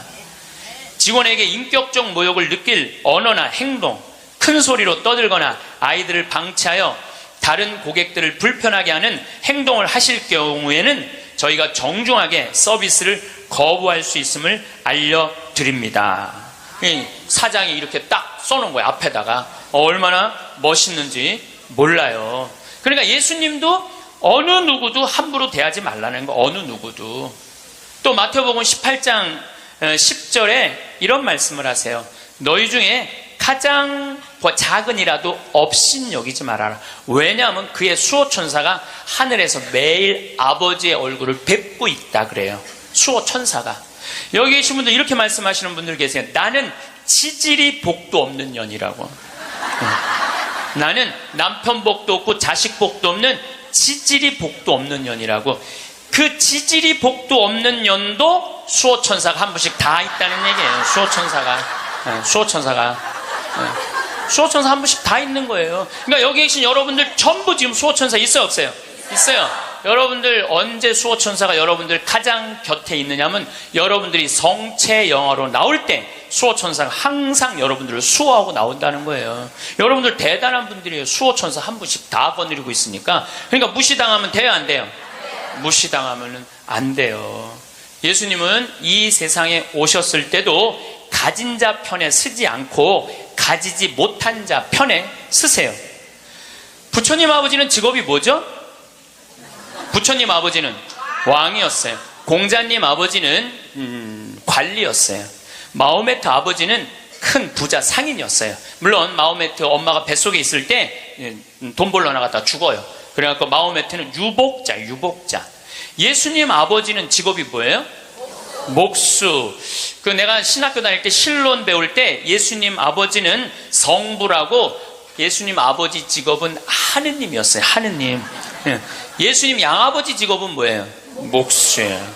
2000년 전에 목수는 하루에 2끼 정도 먹었다고 그래요. 그러니까 가난한 집에 태어나신 거예요. 예수님은 굳이 당신이 선택해서 올 수 있었는데 굳이 가난한 집에 택해서 오신 이유는 뭐냐면 가난한 이들과 함께 하겠다는 거예요. 그리고 당신 태어날 때 천사들이 누구를 초대하느냐면 목동들을 초대해요. 야, 삼왕은 자기네들이 찾아온 거고 예수님이 초대한 건 누구냐 하면은 목동들이에요. 저기 대단한 분 태어났으니까 가봐라. 그래갖고 예수님한테 처음으로 인사를 한 사람들은 목동들이야. 우리가 알퐁소 토대의 별이라는 책을 읽어갖고 목동을 굉장히 낭만적인 사람들로 알고 있는데 중동에 가보면요 세상에 더러운 게 목동이에요. 그래서 목동하고 상대하지 말라 그래. 도둑놈들이라고 상대하지 말라 그래. 왜냐하면 한번 풀 뜯으러 염소 풀 뜯으러 나가면은 한 달을 돌아다녀야 되거든요. 그러니까 한 달 동안 내가 가서 보니까 머리에 떡을 칠하고 다녀요. 먹을 냄새가 얼마나 나는지 몰라. 또 밤낮에 기온차가 많으니까 옷을 몇 겹을 입고 한 달 동안 안 빨고 그것만 입고 다니는 거예요. 그 더럽고 냄새나는 목동들을 예수님은 첫 손님으로 초대한 거예요. 이게 누구를 초대하겠다는 보잘것 없는 사람들을 귀하게 여기겠다는 거예요. 그리고 당신 활동하실 때는 앞 못 보는 사람, 듣지 못하는 사람, 말하지 못하는 사람, 팔 오그라드는 사람, 등 굽은 여자, 다리 오그라드는 사람, 몸 썩어가는 나 환자, 몸 파는 여자, 나라 팔아먹은 세리들이랑 먹고 마시고 놀았다고 그래요. 저는 신약 성서 읽으면서 가장 가슴 떨리는 성서 구절이 뭐냐면 예수님은 그들과 먹고 마시고 놀았다. 이거를 읽으면 막 가슴이 떨려요. 여러분들 세상에 먹고 마시고 노는 것처럼 중요한 일이 어디 있어요? 그렇죠? 여러분들 저하고 방송을 통해서 유튜브를 통해서 친숙하시죠? 친숙하다더라도 나하고 먹고 마시고 놀진 않잖아요. 먹고 마시고 놀 수 있는 사이는요 친하지 않으면 못해요. 여러분들도 누구랑 먹고 마시고 놀아요? 친한 사람들이랑 먹고 마셔요. 오늘 이거 끝나고 나면 길거리에 나가고 너 오늘 나하고 먹고 마시고 놀자. 길거리에 있는 사람한테 말할 수 있어요 없어요? 귀싸대기 맞을 거예요. 여기 오늘 같이 온 친구들하고 야 우리 오늘 강의 끝났으니까 여기 명동에 가서 우리 먹고 마시고 놀자. 친하지 않으면 못하는 거예요. 친하지 않으면. 그리고 먹고 마시고 노는 사이는 그 사람의 속사정을 다 알아요. 그 사람이 뭘 힘들어하는지, 그 사람의 고민이 뭔지 먹고 마시고 놀지 않으면 모르는 거예요. 본당 신부도 마찬가지예요. 본당 신부할 때 5년 동안 사목을 했는데 교우들하고 한 번도 먹고 마시고 놀지 않았어. 그러면 여러분들은 본당 신부하고 추억이 있을까요 없을까요? 없어요. 이게 웃을 일이 아니에요. 루카복음 7장 8절에 예수님은 먹보요 술꾼이라고 그래요. 먹보요 술꾼이라. 저도 본당 신부할 때 사목을 하는 기본이 뭐냐면 먹고 마시고 노는 거였어요. 사목의 기본이 먹고 마시고 노는 거였어요. 장례가 나잖아요. 그럼 저는 반드시 초상집에 갔어요. 초상집에 가갖고 장례 전날 가갖고 소주 한 병 내오라고 그래요. 그럼 상주 전부 다 오라고 그래요. 상주들하고 소주 한 잔씩 하면서 먹고 마시면서 어머니가 어떻게 살았는지, 아버지가 어떤 병으로 돌아갔는지 얘기를 다 들어요. 그리고 1시간을 그렇게 소주 한 병을 먹으면서 이야기를 하고 다음날 강론할 준비할 필요가 없어. 강론. 왜냐하면 강론 때 이 엄마가 어떻게 살았고 가족은 어떻게 하고 다 얘기할 수 있는 거예요. 먹고 마시고 놀고 왔기 때문에 공감이 되는 강론을 할 수 있는 거예요. 근데 만약에 초상이 났는데 내가 그 집에 한 번도 간 적이 없어. 그냥 장례만 딱 왔어. 그 강론은요, 그 고인들하고 남아있는 유족들하고 아무 공감대가 없는 강론을 할 수밖에 없어요. 예수님이 우리가 이 신약 성서를 읽을 때 너무너무 착착 쉽게 와닿죠. 왜 우리가 쉽게 알아들을 수 있는지 아세요? 예수님이 우리랑 먹고 마시고 놀았기 때문이에요. 이게 얼마나 가슴 설레는 성소구절인지 몰라요. 어떤 가르침보다 위대한 말이 뭐냐면 예수님은 그들과 먹고 마시고 놀았다예요.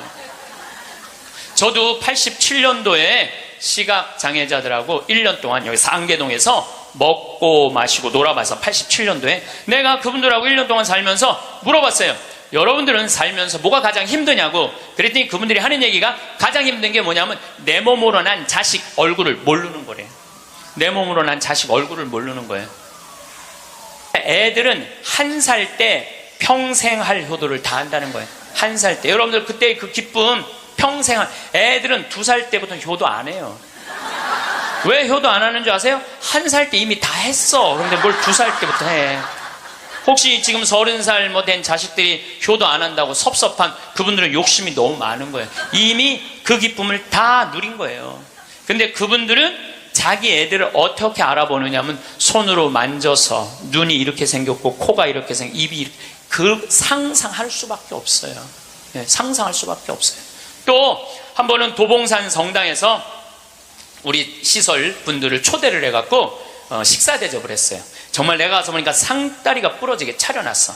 그런데 옆에 있던 형제가 나한테 그러는 거야. 학사님, 우린 이렇게 상다리가 부러지게 차려놔도 아무 소용이 없다는 거예요. 왜 소용이 없냐? 그랬더니 보여야지 골라 먹죠. 어디 있는 줄 알아야지. 냄새는 나는데 어디 있는지 알아야지 골라 먹죠. 그러니까 옆에 봉사자들이 한 분씩 앉아갖고 고등어 들어갑니다, 두부 들어갑니다, 김치 들어갑니다. 그래야지 먹는 거예요. 근데 우리 생태마을에 딱 음식 차려놓으면은 막 김치, 뭐 고등어 막 이제 묵은지 절여놓은 거 막 이분들 막 입에 군침이 돈대. 딱 보면은 막 깍두기 쫙 빨갛게 해놓고 막 김치찌개 두부 딱 올려주면 입에 군침이 돈다는 거예요. 우린 눈으로 먹는 거예요. 먼저 눈으로 먹고 입에 군침이 도는 거예요. 이걸 영어로 뭐라고 그러냐면 My mouth is watering 그래요. 군침 돈다. My mouth is watering. 군침이 도요. 근데 그분들은 눈으로 먹는 기쁨이 없는 거예요. 여러분들 뭐가 지지리 복도 없긴 뭐가 지지리 복도 없어. 이 눈으로 벌써 음식을 먹는데 이거 눈 하나 갈아 끼는데 1억이라는데 2개 갈아 끼면 2억인데 2억을 끼고 지지리 복도 없는 년. 무슨 지지리 복도 없는 년이야. 또 87년도는 인천에서 수원에서 전철이 전부 다 의정부로 갔어요. 그때만 해도 우리 시각장애자들이 전철에서 바구니 들고 어두운 밤에 깜깜한 밤에 이러고 가면은 500원씩 1000원씩 줬어요. 기억나시죠? 네. 그렇게 하루 종일 전철을 오고 가면서 모으면은 그때 돈으로 꽤 컸대요. 15,000원, 20,000원 됐대요. 그때 돈으로. 그러면은 창동이나 도봉역에서 딱 내리면은 도둑놈들이 따라다니다가 역에서 나가면은 그걸 낚아채 가는 거예요. 그걸 낚아채 가는 거예요. 그럴 때 너무너무 속상하다는 거. 너무너무 화가 나. 하루 종일 고생한 건데. 그러니까 누굴 데리고 나가느냐면 5학년, 6학년, 중학교 1학년 된 자기 애들을 데리고 나가는 거예요. 자기 애들은 그거 일 나가는 게 죽기보다 싫은 거예요. 매일 우리 시설 마당에서 애들이 울어. 너 왜 울어? 그러면 자기 일 나가기 싫다는 거예요. 네가 무슨 일을 나가는데 애들이 얘기해 주는 거예요. 낚아채갖고 엄마 아빠가 나 데리고 나간다고. 그럼 엄마 아빠 손잡고 지팡이 잡고 전철 안에 왔다 갔다 하는 거 걔네들이. 그러는 수원이나 인천은 아무 상관없대요. 창동이나 도봉역에 딱 그 전철을 지나갈 때 되면 누굴 만나냐면 반 친구들을 만나는 거야. 반 친구들이 그걸 보고 다음날 학교 가서 다 소문을 내는 거야. 제 엄마 손잡고 구걸하러 다닌다고. 얼마나 그 나이에 자존심이 상해요. 그러니까 내가 그들과 1년 동안 먹고 마시고 놀지 않았으면 그분들의 아픔을 몰랐을 거예요. 예수님은 이 세상에 오셔서 3년 동안 정말 가지지 못한 사람이나 가진 사람이나 누구하고 먹고 마시고 놀았어요. 그러니까 강생이라는 말 참 많이 듣죠. 예수님은 이 세상에 강생하셨다. 그냥 몸만 오신 게 아니에요. 삶 자체로 이 세상에 들어오신 거예요. 그래서 우리랑 먹고 마시고 놀면서 우리가 고민하는 게 뭔지, 우리가 힘들어하는 게 뭔지 너무너무 잘 아셨어요. 그래서 예수님은 특별히 아픈 사람들, 병든 사람들 고쳐주는 거 주저하지 않으셨어요. 다 고쳐주셨어요. 지금 한국에는 크리스찬이 2천만이 있어요. 개신교 1,500만, 가톨릭 500만. 크리스찬이라는 건 뭐냐면 그리스도처럼 살겠다는 거예요. 여기 계신 여러분들 전부 왜 세례받았냐면 그리스도처럼 살라고 세례받은 거야. 그러면 이 대한민국에 2천만 명의 그리스도가 살고 있는데 요즘 대한민국에 보면 2천만 명의 그리스도인이 살고 있는 것 같아요? 아니죠? 예수님이 서로 사랑하라고 말하고 간 적이 없는 것 같아. 예수님이 이렇게 말하고 가신 것 같아. 너희들 서로 괴롭힐 수 있는 한 괴롭혀라. 이렇게 말씀하고 가신 것 같아. 얼마나 서로 괴롭히는지. 작년 4월 6일 날 윤승주 일병이 죽었어요. 군대 간 지 4개월 만에 4명의 선임이 괴롭혀갖고. 근데 어떻게 괴롭혔느냐면 치약 한 통을 다 짜서 강제로 먹였다는 거예요. 치약 한 통을 다 짜서. 그리고 가래침을 뱉고 그걸 핥아 먹으라고 그러고. 이게 사람이 할 짓이에요? 사람이 할 짓이 아니에요. 죽기 이틀 전에는 냉동 음식을 입에다가 집어넣고 얼굴을 때리고 밥알이 튀어나오면 다시 삼키라고 그러고 핥아서. 결국은 기도가 막혀서 죽었다고 발표가 나왔어요.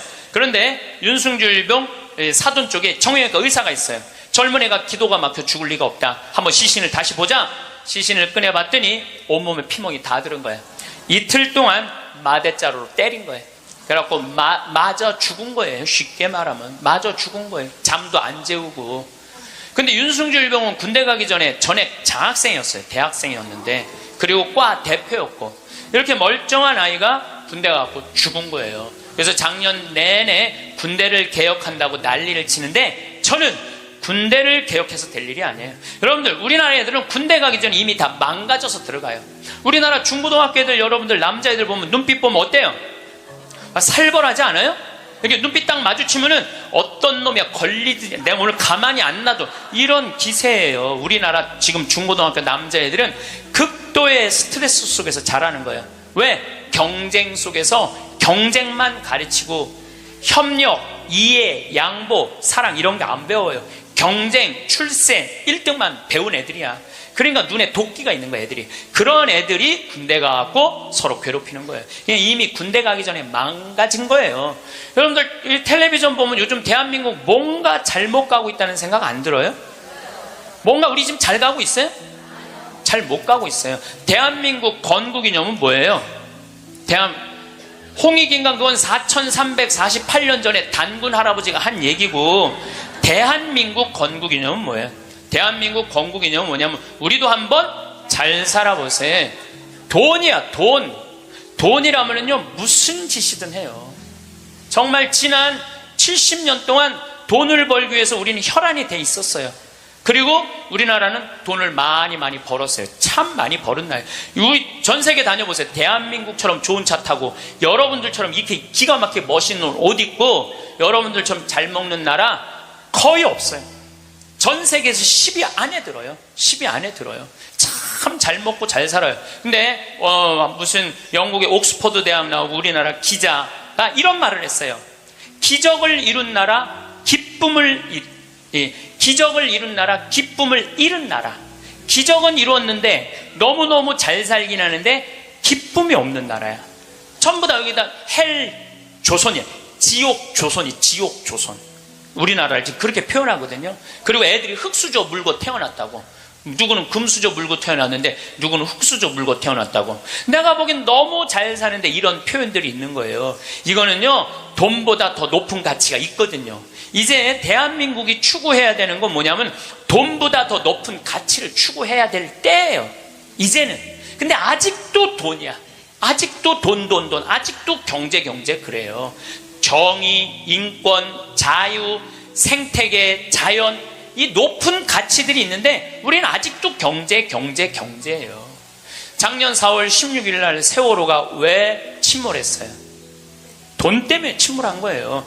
6,000톤급 큰 배들은요, 배 밑에 평형수를 심어야, 이렇게 다 둬야 돼요.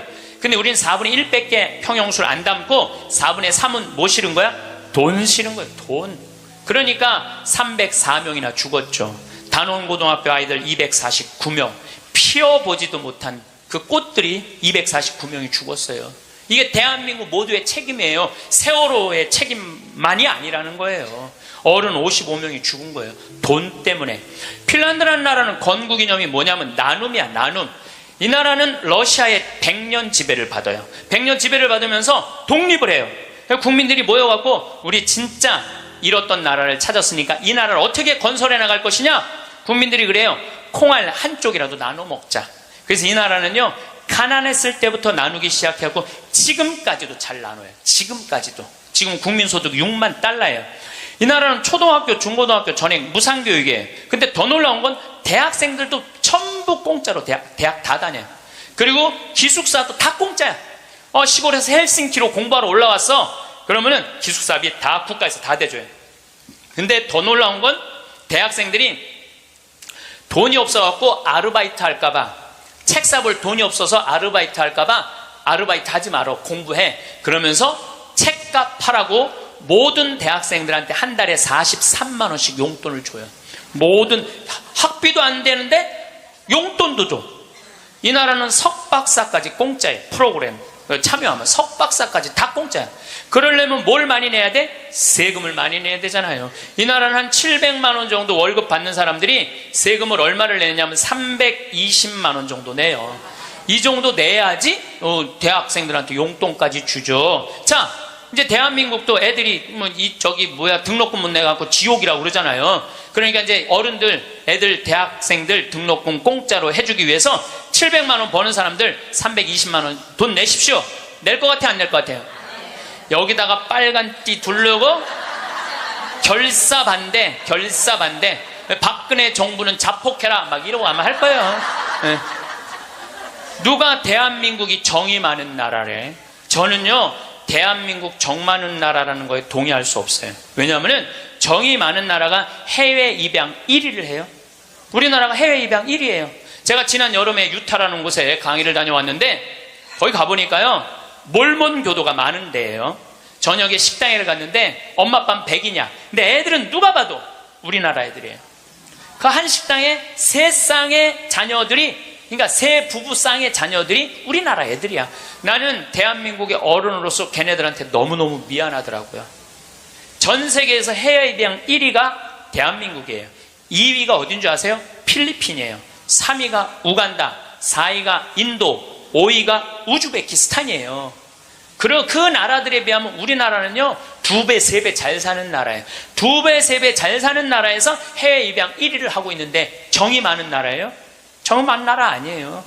또 제가 요즘 잠비아 도와준다고 한 3년 동안 한 10억 정도 잠비아 도와줬어요. 가서 뭐 이제 농장도 한 20만 평 꾸며주고, 소도, 돼지도, 닭도, 옥수수밭도, 감자밭도 다 해놨어요. 근데 나한테 전화해갖고 이렇게 항의하는 분들 참 많아요. 대한민국에도 굶어 죽는 사람 많은데 뭐하러 아프리카까지 가서 도와주느냐고, 정신 있는 거냐 없는 거냐, 나한테 이렇게 전하는 분들 참 많아요. 여러분들, 우리나라가요 6.25 전쟁 끝나고 난 다음에요 미국에서요 밀가루 받아서 먹고 살았어요. 밀가루. 그래서 우리 천주교하고 밀가루하고 인연이 많아요. 정부를 못 믿으니까 밀가루를 어디다 줬어? 성당에 다 갖다 줬어요. 그래서 성당에서 나눠줬어요. 그래서 옛날에는 밀가루 받아 먹으려고 세례 받는다 그래서 밀가루 신자라는 말까지 나왔어요. 그렇게 우리가 그 배고픈 시기를 미국에서 원조 받아갖고 버텨냈어. 그럼 세계에서 9번째로 1조 달러가 넘는 나라가 9나라인데 우리나라가 9번째 1조 980억 달러예요.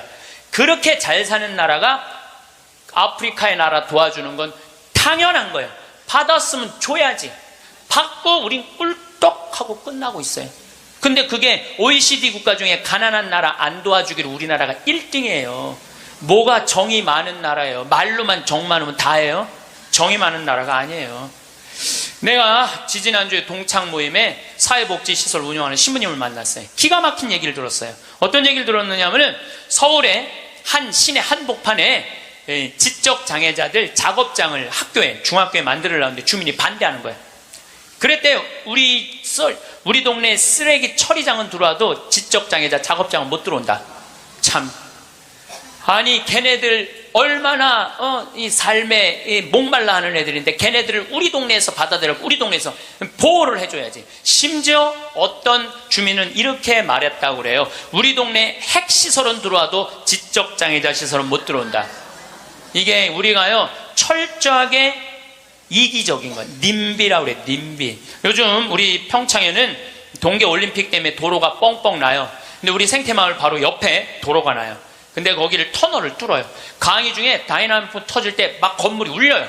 그래서 사람들이 와서 나한테 그래요. 신부님 저렇게 바로 터널을 뚫는데 반대 안 하시느냐고. 내가 이렇게 말해요. 저거 반대하려면 5년 정도 걸려. 매일 도로에 들어놓아야 돼. 나는 내 인생 매일 도로에 들어놓기 내 인생이 너무 아까워. 네. 그리고 일하는 우리 옆으로 지나가는 거 일하는 마을로 지나가는 거예요. 그럼 내가 반대한다고 칩시다. 그럼 이하는 누구한테로 지나가는 거야? 마을로 지나가는 거예요. 그럼 우리 내 옆길은 안 되고 옆에 마을은 괜찮고. 이게 이기적인 거예요. 이기적인 거.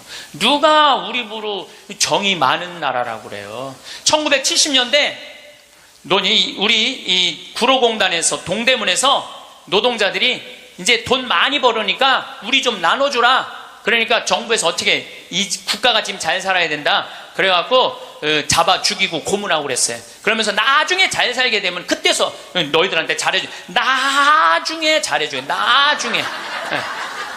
나중에 잘해주겠다고. 그래서 대기업 중심으로 정책을 폈어요. 그런데 지금 대한민국 잘 살아요? 못 살아요? 잘 살아요. 외환보유가 세계 6위예요. 3,600억 달러. 그 다음에 10대 기내 사내 보유금은 5천억 달러, 515조. 근데 지금 나눠요, 안 나눠요? 안 나누잖아요. 호주만 해도 광부들이 연봉이 얼마냐면 1억 2천이에요. 광부들이. 내가 지금 호주에 나오고 같이 봉사활동 다니는 치과의사, 우리 요한 바오로 치과의사가 있는데 어저께 나한테 한 얘기예요. 신부님, 호주에는 배관공, 전기공, 목수가 저보다 돈 더 많이 벌어요. 아주 능력 있는 치과의사인데 돈 더 많이 번다는 거예요. 그러니까 노동자가 잘 사는 나라가 행복한 나라예요. 예.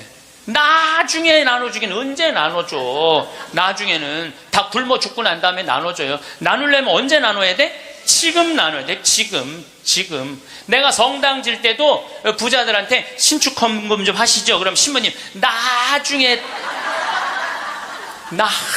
땅 팔리면 할게요.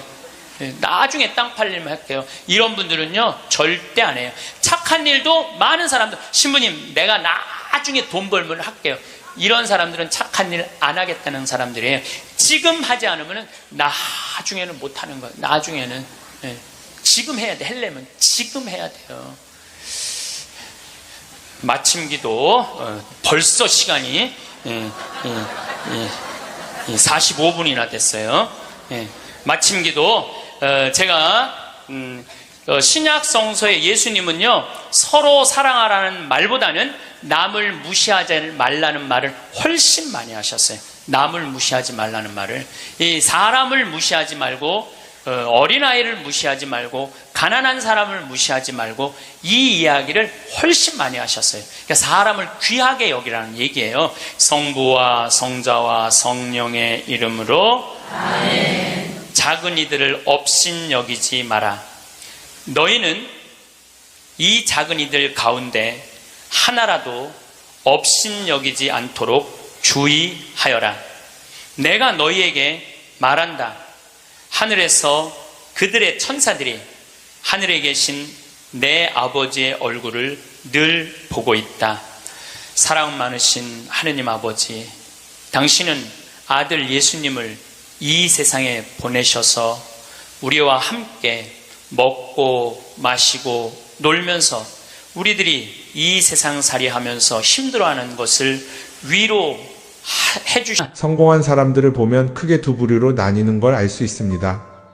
하나는 자신이 성공했다고 여기저기 떠벌리고 다니는 사람들, 그리고 또 하나는 조용히 아무 말 없이 자기 삶을 사는 사람들입니다. 우리는 흔히 성공을 하면 자연스럽게 자랑하고 싶어질 거라고 생각하죠. 좋은 차를 사고 비싼 시계를 차고 SNS에 멋진 사진을 올리고 싶을 겁니다. 왜냐하면 그렇게 하면 남들이 나를 더 인정해 줄 거라고 믿으니까요. 하지만 현실은 그렇지 않습니다. 오히려 진짜 성공한 사람들은 그렇게 행동하지 않습니다. 왜냐하면 보여줄 필요가 없기 때문입니다. 돈이 많다고 높은 자리에 있다고 유명하다고 해서 굳이 그걸 드러낼 필요는 없습니다. 그걸 아는 사람들은 이미 알고 있고 모르는 사람들은 알 필요가 없죠. 그런데도 굳이나 성공했다고 떠드는 사람들이 있습니다. 그런 사람들은 왜 그럴까요? 간단합니다. 그 사람들은 사실 그렇게까지 성공한 게 아니기 때문입니다. 우리는 종종 SNS에서 성공한 사람들을 봅니다. 해외여행을 가고 고급 레스토랑에서 밥을 먹고 멋진 차를 타고 다니는 모습? 그런데 가만히 보면 그런 걸 보여주는 사람들은 언제나 뭔가를 팔고 있습니다. 강의를 팔든 자기 브랜드를 홍보하든 아니면 단순히 자기 자존감을 유지하려고 하든 간에 결국 목적이 있는 거죠. 진짜 부자들은 그렇게 하지 않습니다. 오히려 조용히 아무도 모르게 자기 일을 합니다. 왜냐하면 자랑해서 얻을 게 없기 때문입니다. 오히려 괜히 잘난 척했다가 사람들에게 이용당하거나 시기와 질투를 받거나 쓸데없는 오해를 사는 게 더 피곤합니다. 이건 단순한 돈 이야기가 아닙니다. 사회적인 성공을 이룬 사람들도 마찬가지입니다. 진짜 실력 있는 사람들은 자기 실력을 굳이 떠벌리지 않습니다. 왜냐하면 그럴 필요가 없으니까요. 자기 분야에서 최고라면 사람들이 먼저 알아서 찾아옵니다. 반대로 실력이 부족한 사람일수록 자기를 포장하려고 애씁니다. 우리가 흔히 듣는 말이 있죠. 빈수레가 요란하다. 이 말이 괜히 있는 게 아닙니다. 정말 내실이 있는 사람들은 굳이 시끄럽게 굴지 않습니다. 반대로 겉만 번지르르한 사람들은 자기가 얼마나 대단한지 떠들고 다닙니다. 이걸 좀 더 현실적인 예로 들어볼까요? 동창회에 나가면 꼭 이런 사람이 있습니다. 옛날에는 별거 아니었는데 갑자기 잘 됐다고 나타나서 자기가 얼마나 성공했는지 자랑하는 사람.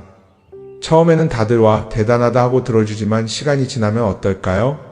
대부분 속으로 이렇게 생각할 겁니다. 저 사람 뭐 저렇게까지 티를 내? 결국 그런 사람은 점점 멀어지게 됩니다. 반면에 정말 성공한 사람들은 조용합니다.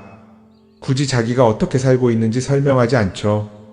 그런 사람들은 오히려 주변에서 먼저 알아보고 자연스럽게 존경을 받습니다.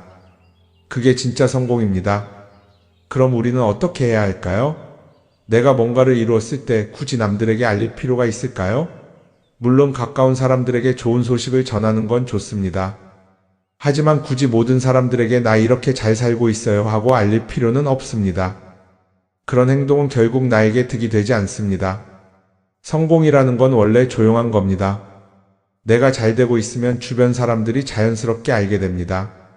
굳이 내가 말하지 않아도 내 행동과 태도에서 묻어나오게 되어 있습니다. 그러니 굳이 보여주려고 애쓰지 마세요.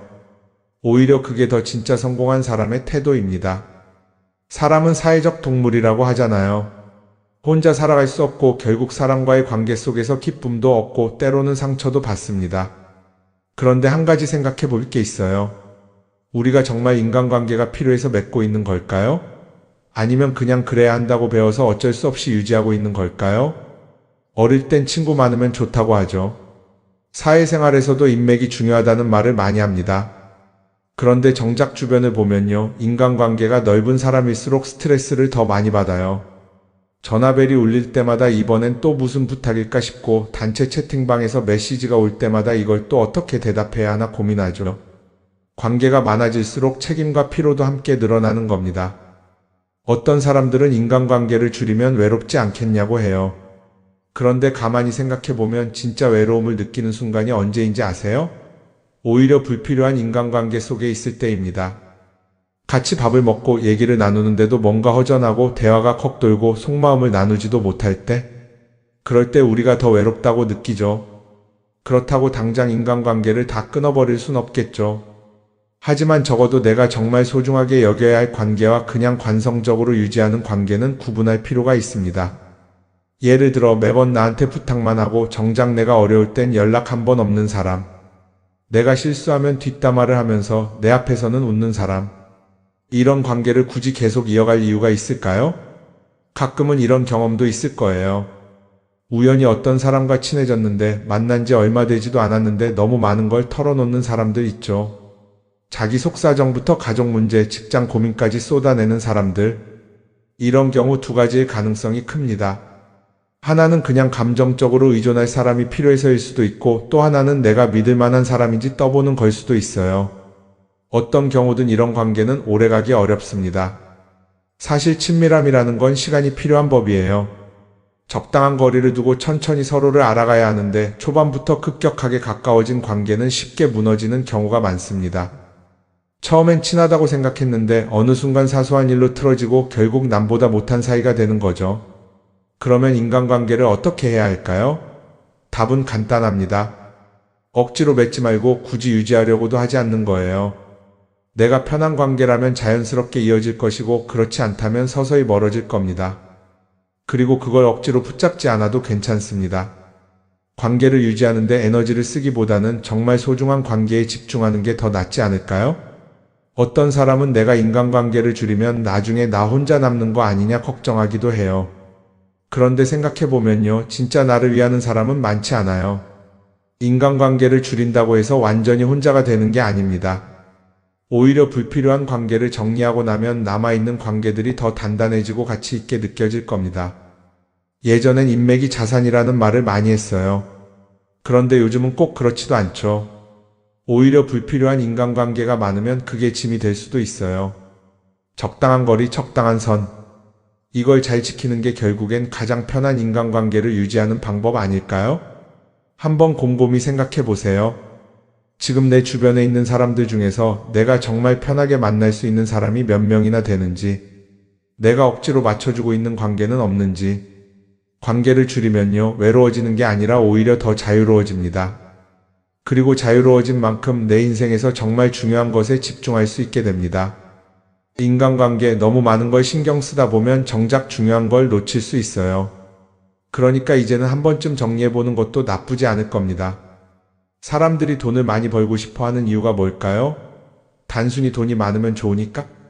물론 그것도 있겠지만 사실 돈을 원하는 진짜 이유는 더 나은 삶을 살기 위해서겠죠. 그런데 문제는 돈을 많이 번다고 해서 반드시 삶이 나아지는 건 아니라는 겁니다. 오히려 더 많이 벌수록 더 많이 쓰게 되는 경우가 많아요. 가끔 이런 생각해 본 적 없으세요? 예전에는 돈이 지금보다 훨씬 적었는데 이상하게 그때가 더 여유로웠던 것 같다. 왜 그럴까요? 사실 우리가 원하는 건 돈 그 자체가 아니라 돈을 통해 얻을 수 있는 자유인데, 돈을 벌면 벌수록 그 자유를 잃어버리는 경우가 많아요. 더 좋은 차, 더 좋은 집, 더 좋은 옷을 사면서 점점 더 많은 돈이 필요해지고 결국엔 돈을 벌기 위해 또다시 일해야 하는 악순환에 빠지게 되는 거죠. 한번 생각해 봅시다. 우리가 정말 필요해서 뭔가를 사는 경우가 얼마나 될까요? 필요해서라기보다는 남들이 가지고 있으니까, 없어 보이기 싫으니까, 혹은 그냥 기분 전환을 위해서 소비하는 경우가 훨씬 많아요. 그리고 그런 소비를 할 때마다 스스로 이렇게 합리화를 하죠. 이 정도는 나를 위한 투자야. 그런데 가만히 보면 그 소비가 진짜 나를 위한 소비인지 아니면 그냥 사회가 만든 기준에 끌려가고 있는 건지 헷갈릴 때가 많습니다. 예를 들어 예전에는 스마트폰 하나면 충분했는데 이제는 스마트워치도 있어야 하고 무선 이어폰도 필요하고 태블릿도 있어야 할 것 같고, 하나를 사면 또 다른 무언가가 필요해지는 시기예요. 사실 이건 우리가 그렇게 만들어진 겁니다. 광고도 그렇고 SNS도 그렇고 자꾸 우리에게 이렇게 말하죠. 이걸 사야 더 행복해질 수 있어요. 그런데 정작 그걸 사고 나면 어때요? 처음 며칠은 좋죠. 그런데 시간이 지나면 또 다른 걸 사고 싶어져요. 왜냐하면 물건이 우리를 오래 행복하게 만들어주지는 않거든요. 특히 요즘은 SNS가 이런 소비 심리를 더 부추기는 것 같아요. 예전에는 친구들끼리 만나서 나 새로 샀어 하고 자랑하는 게 전부였는데 이제는 SNS에 올리면서 전 세계 사람들에게 보여주잖아요. 그러다 보니까 남들도 다 뭔가를 사서 올리고 나도 따라해야 할 것 같은 기분이 드는 거예요. 그런데 중요한 건 그 사람들도 사실은 나와 똑같은 기분이라는 겁니다. 내가 남을 부러워하는 만큼 나도 누군가에게 부러움을 사려고 애쓰고 있는 거죠. 결국 끝없는 비교와 소비 속에서 진짜 중요한 걸 놓치게 되는 겁니다. 한번 이렇게 생각해보면 어떨까요? 만약 내가 지금부터 딱 1년 동안 불필요한 소비를 하지 않는다면 내 삶이 어떻게 변할까? 아마 처음에는 답답할 수도 있어요. 사고 싶었던 걸 참아야 하니까. 그런데 그걸 몇 번 참고 나면 어느 순간 깨닫게 될 겁니다. 내가 굳이 이걸 안 사도 괜찮네? 그렇게 불필요한 소비가 줄어들면 자연스럽게 돈이 쌓이겠죠. 그런데 돈이 쌓이는 것보다 더 중요한 게 있어요. 바로 마음의 여유가 생긴다는 겁니다. 돈을 쓰지 않는다고 해서 불행해지는 게 아니라 오히려 소비로부터 자유로워지면서 진짜 행복을 찾을 수 있어요. 물론 이걸 실천하는 게 쉽지는 않겠죠. 우리 주변에는 소비를 부추기는 것들이 너무 많으니까요. 하지만 적어도 이런 건 해볼 수 있습니다. 뭔가를 사고 싶을 때 한 번만 스스로에게 물어보는 거예요. 이게 정말 나한테 필요한 걸까? 아니면 그냥 순간적인 욕심일까? 만약 그 질문을 던졌을 때 5초 안에 당연히 필요하지 라는 답이 나오지 않는다면 사실 그건 없어도 되는 물건일 가능성이 큽니다. 정말 필요한 건 고민할 필요도 없이 바로 떠오르거든요. 그러니까 이제는 한 번쯤 생각해 봐야 할 것 같아요. 나는 지금 내가 원하는 삶을 살고 있는 걸까? 아니면 남들이 만든 기준에 맞추기 위해 내 시간을 팔고 있는 걸까? 소비를 줄인다는 건 단순히 돈을 아끼는 게 아닙니다. 그건 결국 내 삶의 선택권을 되찾는 일이거든요. 돈을 많이 버는 것도 중요하지만 더 중요한 건 그 돈을 어떻게 쓰느냐입니다. 그리고 때로는 아무것도 사지 않는 게 최고의 선택일 수도 있어요. 우리는 요즘 SNS 없이 사는 게 거의 불가능한 시대에 살고 있죠. 아침에 눈 뜨자마자 휴대폰을 확인하고 출근길에도 SNS를 보고 잠들기 전까지도 계속 들여다봅니다. 그러면서 남들이 어떻게 사는지 보고 나도 모르게 비교하게 되고 때로는 초조해지기도 하죠. SNS에 올라오는 사진들 한번 보세요. 맛집에서 멋진 음식을 먹고 해외여행을 다니고 좋은 옷을 입고 성공한 삶을 사는 사람들. 그런데 가만히 보면 이 사람들이 정말 행복해서 저런 사진을 올리는 걸까요? 아니면 그냥 행복해 보이고 싶은 걸까요? 실제로 SNS에 가장 많이 올라오는 사진이 뭔지 아세요? 남들이 부러워할 만한 순간들입니다. 집에서 편하게 쉬고 있는 모습이나 출근길에 지친 얼굴, 어제 먹다 남은 배달 음식 사진 같은 건 잘 안 올리죠. 대신 멋진 레스토랑, 명품 가방, 고급 호텔 같은 것들이 올라옵니다. 왜 그럴까요? 결국 SNS는 보여주기 위한 공간이기 때문입니다. 여기서 중요한 게 있어요. 우리가 SNS에서 보는 건 그 사람의 삶 전체가 아니라 편집된 일부 장면이라는 겁니다. SNS는 마치 한 편의 다큐멘터리나 영화처럼 잘 꾸며진 장면들만 보여줍니다. 그런데도 우리는 그걸 보면서 아, 저 사람은 나보다 더 행복하구나 하고 착각하죠. 예를 들어 SNS에서 한 친구가 해외여행을 가서 아름다운 풍경을 찍어 올렸다고 해볼게요. 우리는 그걸 보면서 부럽다, 나도 저렇게 살고 싶다라고 생각하겠죠. 그런데 정작 그 친구는 사진을 찍고 나서도 일 때문에 스트레스를 받고 있을 수도 있고 여행 비용을 감당하느라 카드가 걱정을 하고 있을 수도 있습니다. 그 부분은 우리는 알 수가 없죠. 그런데 문제는 이렇게 남들과 비교하는 습관이 쌓이면 결국 내 삶이 초라하게 느껴진다는 겁니다. 원래는 그냥 조용히 살아도 괜찮았는데 SNS를 보고 나면 나만 뒤처지는 것 같고 뭔가를 더 해야 할 것 같고 괜히 불안해지죠. SNS는 기본적으로 사람들의 비교 심리를 자극합니다. 남들이 가진 걸 나도 갖고 싶게 만들고 남들이 하는 걸 나도 해야 할 것 같은 기분이 들게 만들죠. 그러다 보니 필요하지도 않은 걸 사게 되고 무리해서라도 화려한 곳에 가게 되고 남들에게 보여주기 위해 사는 삶을 살게 됩니다. 그럼 어떻게 해야 할까요? 사실 정답은 간단합니다. SNS에서 보이는 것들을 곧이곧대로 믿지 않는 것입니다. 그리고 더 중요한 건 남과 비교하는 걸 멈추는 것이에요. 어떤 사람이 비싼 차를 타고 다닌다고 해서 그 사람이 꼭 행복한 건 아닙니다. 좋은 차를 타고 다니지만 밤마다 사업 걱정에 잠 못 이루는 사람도 많아요. 반대로 대중교통을 이용하지만 마음 편하게 사는 사람도 있죠. 결국 행복은 보이는 것이 아니라 느끼는 것입니다. SNS를 덜 보면 덜 불행해진다는 연구 결과도 있어요. 하루 종일 남의 삶을 보면서 비교하는 시간을 줄이면 내 삶에 집중할 수 있는 시간이 많아지는 겁니다. SNS를 완전히 끊을 필요는 없지만 최소한 그 안에 있는 것들이 전부 진짜라고 생각하지 않는 태도는 필요합니다. 우리는 누구나 자신만의 속도로 살아가고 있어요. 남들은 남들대로 사는 거고 나는 나대로 살면 됩니다. SNS에서 남들의 화려한 모습을 볼 때마다 한 번쯤 이렇게 생각해 보세요. 이건 그 사람이 보여주고 싶은 삶일 뿐이다. 그러면 조금은 편해질 겁니다. 사람들은 다들 자기 인생을 살아간다고 생각하죠. 그런데 가만 보면 정말 자기 인생을 사는 사람이 얼마나 될까요? 많은 사람들이 사실은 남이 만들어 놓은 기준에 맞춰서 살고 있어요. 좋은 대학, 좋은 직장, 좋은 차, 좋은 집. 다들 이런 걸 목표로 삼지만 정작 내가 원하는 삶이 뭔지 깊이 생각해 본 적이 없는 경우가 많아요. 이건 어릴 때부터 교육받아온 방식과도 관련이 있어요. 우리는 어릴 때부터 이렇게 살아야 한다는 틀 안에서 자라죠. 공부 열심히 해서 좋은 성적을 받아야 하고 좋은 직장을 가져야 하고 결혼도 적당한 때에 해야 하고 마치 인생이 정해진 수순이라도 있는 것처럼요. 그러다 보니 나 스스로 정말 원하는 걸 고민하기보다는 그냥 남들이 정해놓은 목표를 따라가게 돼요. 그런데 이렇게 남의 기준에 맞춰서 살다 보면 어느 순간 공허함을 느끼게 됩니다. 이게 정말 내가 원했던 삶인가? 하는 의문이 들 때가 오죠. 어릴 땐 성적이 목표였고 사회에 나와서는 연봉이 목표였고 결혼하고 나서는 아이 교육이 목표였는데 그 목표를 이루고 나면 허무한 거예요. 계속 뭔가를 이루긴 했는데 정작 나는 어디에 있는지 모르겠는 거죠. 진짜 중요한 건 내가 원하는 게 뭔지를 아는 것이에요. 그런데 이게 쉽지 않죠. 오랫동안 남의 기준대로 살아왔기 때문에 막상 내가 정말 원하는 게 뭐지? 하고 물어보면 선뜻 대답하기 어려운 경우가 많아요. 하지만 이 질문을 하지 않으면 우리는 평생 남이 정한 기준 속에서 살게 됩니다. 그럼 어떻게 해야 할까요? 첫 번째로 필요한 건 내가 왜 이런 생각을 하게 됐는지 스스로 점검하는 거예요. 예를 들어 내가 비싼 차를 사고 싶다고 생각한다면 그게 정말 내 필요 때문인지 아니면 남들에게 잘 보이기 위해서인지 한번 따져봐야 해요. 만약 남들이 나를 어떻게 볼까 하는 게 더 중요하다면 그건 내 기준이 아니라 사회가 만들어 놓은 기준일 가능성이 큽니다. 두 번째는 다른 사람의 의견에 휘둘리지 않는 연습을 하는 거예요. 우리는 살아가면서 끊임없이 남들의 평가를 받죠. 그 나이에 그런 걸 시작한다고? 지금 그게 가능하겠어? 이런 말들이 우리를 흔들어 놓습니다.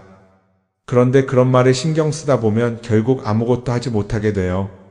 중요한 건 남들이 뭐라고 하든 내가 결정하는 거예요. 물론 남의 조언을 들을 수도 있고 참고할 수도 있죠. 하지만 최종 결정은 항상 내 몫이어야 합니다. 내가 결정하고 내가 책임지는 거. 그렇게 해야 내 삶을 온전히 내 것으로 만들 수 있어요. 세 번째는 내가 한 선택에 책임지는 자세를 가지는 거예요. 많은 사람들이 무언가를 선택하고 나서도 후회하죠. 괜히 이걸 했나? 이 선택이 잘못된 건 아닐까? 그런데 한 가지 확실한 건 후회한다고 해서 과거가 바뀌지는 않는다는 거예요. 내가 한 선택이라면 그 선택이 틀렸다고 해도 받아들이고 그 안에서 최선을 다하는 게 더 중요해요. 이렇게 말하면 그럼 실수하면 어떡하죠? 라고 걱정하는 분들도 있을 거예요. 하지만 생각해보면 우리가 실수를 두려워하는 이유도 결국 남의 시선 때문이에요. 내가 실패하면 남들이 날 어떻게 볼까? 이런 걱정이 더 크죠. 그런데 남들은 생각보다 우리한테 관심이 없어요. 우리가 성공하든 실패하든 남들은 자기 삶을 사느라 바빠요. 그러니까 내 인생의 주인은 결국 나 자신이라는 걸 명확히 할 필요가 있어요. 내 선택을 하고 그 선택에 책임지면서 남이 아니라 나에게 맞는 길을 찾는 것. 그게 진짜로 내 삶을 살아가는 방법이 아닐까요? 어쩌면 우리는 너무 오랫동안 이렇게 살아야 한다는 틀 속에 갇혀 있었는지도 모릅니다. 하지만 이제는 한 번쯤 생각해 봐야 합니다. 나는 진짜 내 삶을 살고 있는가? 그리고 만약 아니라면 지금부터라도 조금씩 바꿔보면 어떨까요?